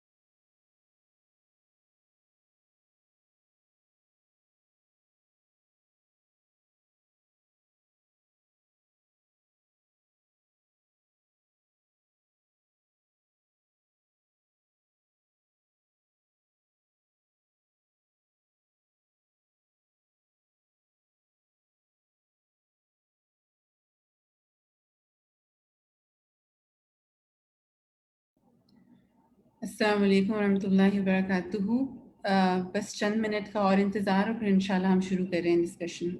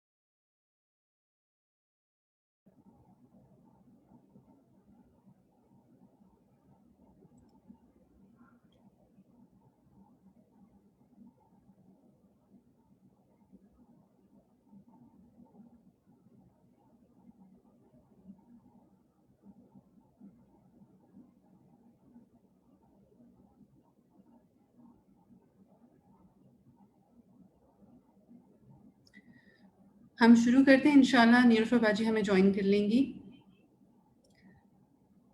اپنی اسکرینز پر دیکھیے, آپ کی اسکرینز پر کویسچنز ہوگا. استخارہ کی قبولیت کے اسباب کیا ہیں؟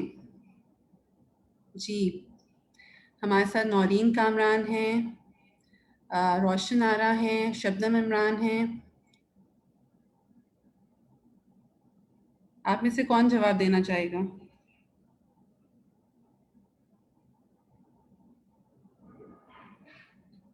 جی نورین.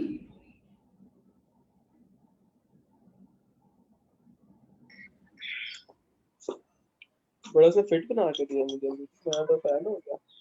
جی رضی, آپ کا مائک آن ہے.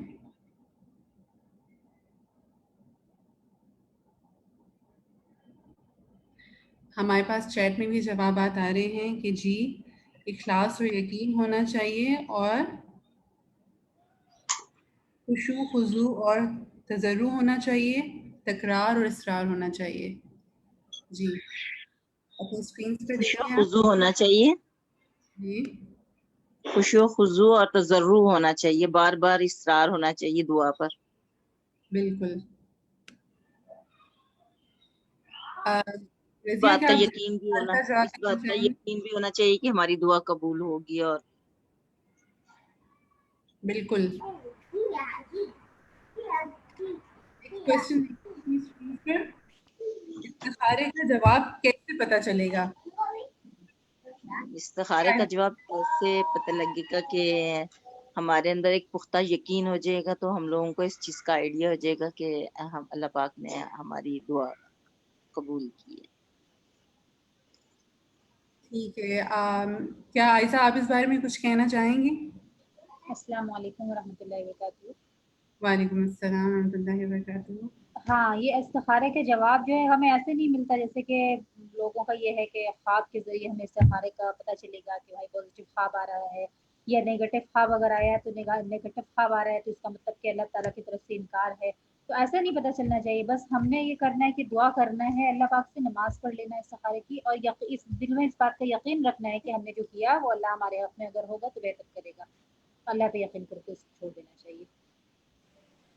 ٹھیک ہے, اپنی اسکرینس پہ دیکھیے کہ جب مسلمان نماز استخارہ پڑھ لے اور جس کام کو کرنے کی نیت رکھتا ہو اس کی طرف پیش قدمی جاری رکھے. اگر وہ کام اس کے لیے بہتر ہوا تو اللہ اس پہ اس کے لیے آسانی کر دے گا, لیکن اگر اس کام میں اس کے لیے شر ہوگا تو اللہ اسے پھیر دے گا وہ کام اور وہ کام اس سے دور کر دے گا. ٹھیک ہے, پھر یہ بتائیے کہ استخارے کا فائدہ کیا ہے؟ اب کوئی اور بتائے.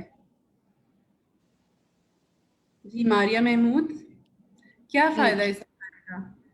جی یہ ہے کہ سنت کا طریقہ ہے کہ مطلب رسول پاک صلی اللہ علیہ وسلم کی حدیث کا مفہوم ہے کہ ہم نے ہر چیز کے لیے اللہ تعالیٰ سے مشورہ کرنا ہے, اور اس میں اللہ تعالیٰ کی رحمت اور اللہ تعالیٰ کی مدد شامل حال ہوتی ہے. اور اس چیز کا جیسے بتایا ابھی کلاس میں کہ یقین ہونا چاہیے کہ اگر یہ کام میرے حق میں بہتر ہے تو اللہ تعالیٰ اس کام کے لیے آسانیاں پیدا کر دیں گے, اور اگر وہ میرے لیے بہتر نہیں تو اس کا نہ ہونا میرے حق میں بہتر ہے. اللہ تعالیٰ کی رحمت اور اللہ تعالیٰ کی یہ بتائیے کہ اس کا کوئی شرع صدر سے تعلق ہے استخارے کا؟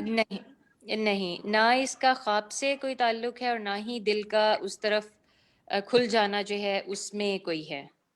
بلکہ جیسے ہم کہتے ہیں نا کہ مطلب جیسے ایک جنرل کانسیپٹ ہے کہ استخارہ کیا ہے تو اللہ تعالیٰ اس طرف دل کو مائل کر دیں گے, ایسا کچھ نہیں. لیکن کاموں میں آسانی, اس جس کام کے کرنے میں اللہ تعالیٰ کی طرف سے خیر ہوگی اس میں آسانی ہو جائے گی.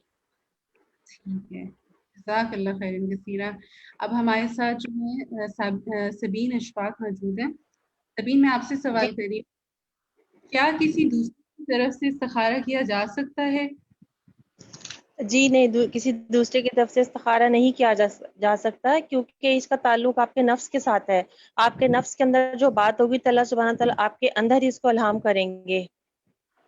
جیسے آپ مطلب آپ دوسرا ہمارے لیے کوئی کھانا نہیں کھا سکتا یا ہماری کوئی دوسری کوئی نماز نہیں پڑھ سکتا, اسی طرح یہ بھی نماز ایسی ہے, آپ کو خود پڑھنی ہوتی ہے.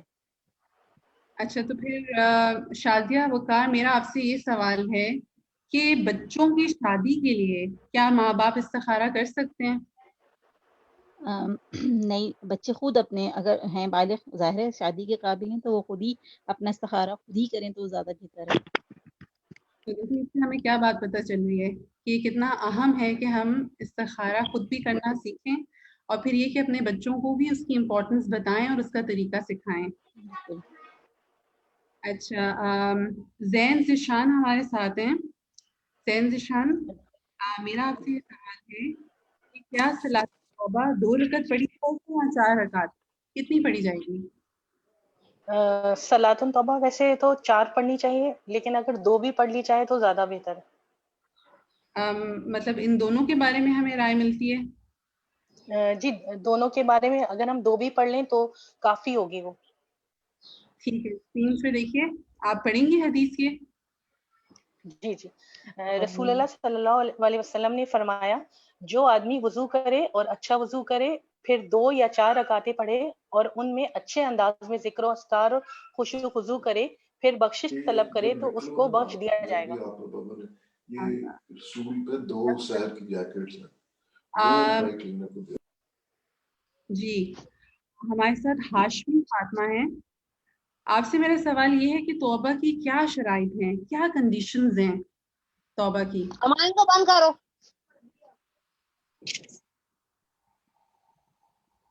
باجی میں بتاؤں؟ جی عائشہ صدیقہ, آپ بتائیے. باجی, توبہ کی شرائط میں سے یہ ہے کہ احساس ندامت, اعتراف گناہ, اور اللہ سے رجوع کرنا, اور آئندہ گناہ نہ کرنا. ٹھیک ہے. شازیہ وقار بھی ہمارے ساتھ ہے. شازیہ کوئی پوائنٹ ایسا جو مس ہو گیا ہو عائشہ سے؟ اپنے گناہوں سے گناہوں سے معافی. گناہوں سے معافی. ہمارے ساتھ سائمہ عرفان ہے. سائمہ آپ ذرا اسکرین سے دیکھیے، پڑھیے سارے اسٹیپس. کیا کنڈیشنز ہیں آپ کے سامنے؟ خالص توبہ. جی، سب سے پہلے خالص توبہ کرنا، پھر ندامت ہونا یا نادم ہونا، تیسرا ہے استغفار کرنا، چوتھا گناہ پر اصرار نہ کرنا، اور پانچواں ہے آئندہ زندگی کو بہتر کرنا. بالکل. اچھا، ہمارے فاطمہ سعید ہیں. فاطمہ سعید، آپ سے میرا یہ سوال ہے کہ خصوصاً جمعے کے دن روزہ رکھنے سے کیوں منع کیا گیا؟ کیوں ہم فرائیڈے والے دن روزہ نہیں رکھ سکتے ہیں؟ کیا وجہ ہے؟ جی، اس میں یہ ہے کہ جمعے کے دن روزہ رکھنے سے اکیلا روزہ رکھا نہیں جاتا، کیونکہ یہ بیسیکلی مسلمانوں کے لیے کہ عید کے دن کی طرح ہے، اور اس کے ساتھ آگے یا اس کے بعد جیسے ملا کر روزہ رکھنے کی رکھا جا سکتا ہے. اکیلے دن کا روزہ نہیں رکھا جائے گا.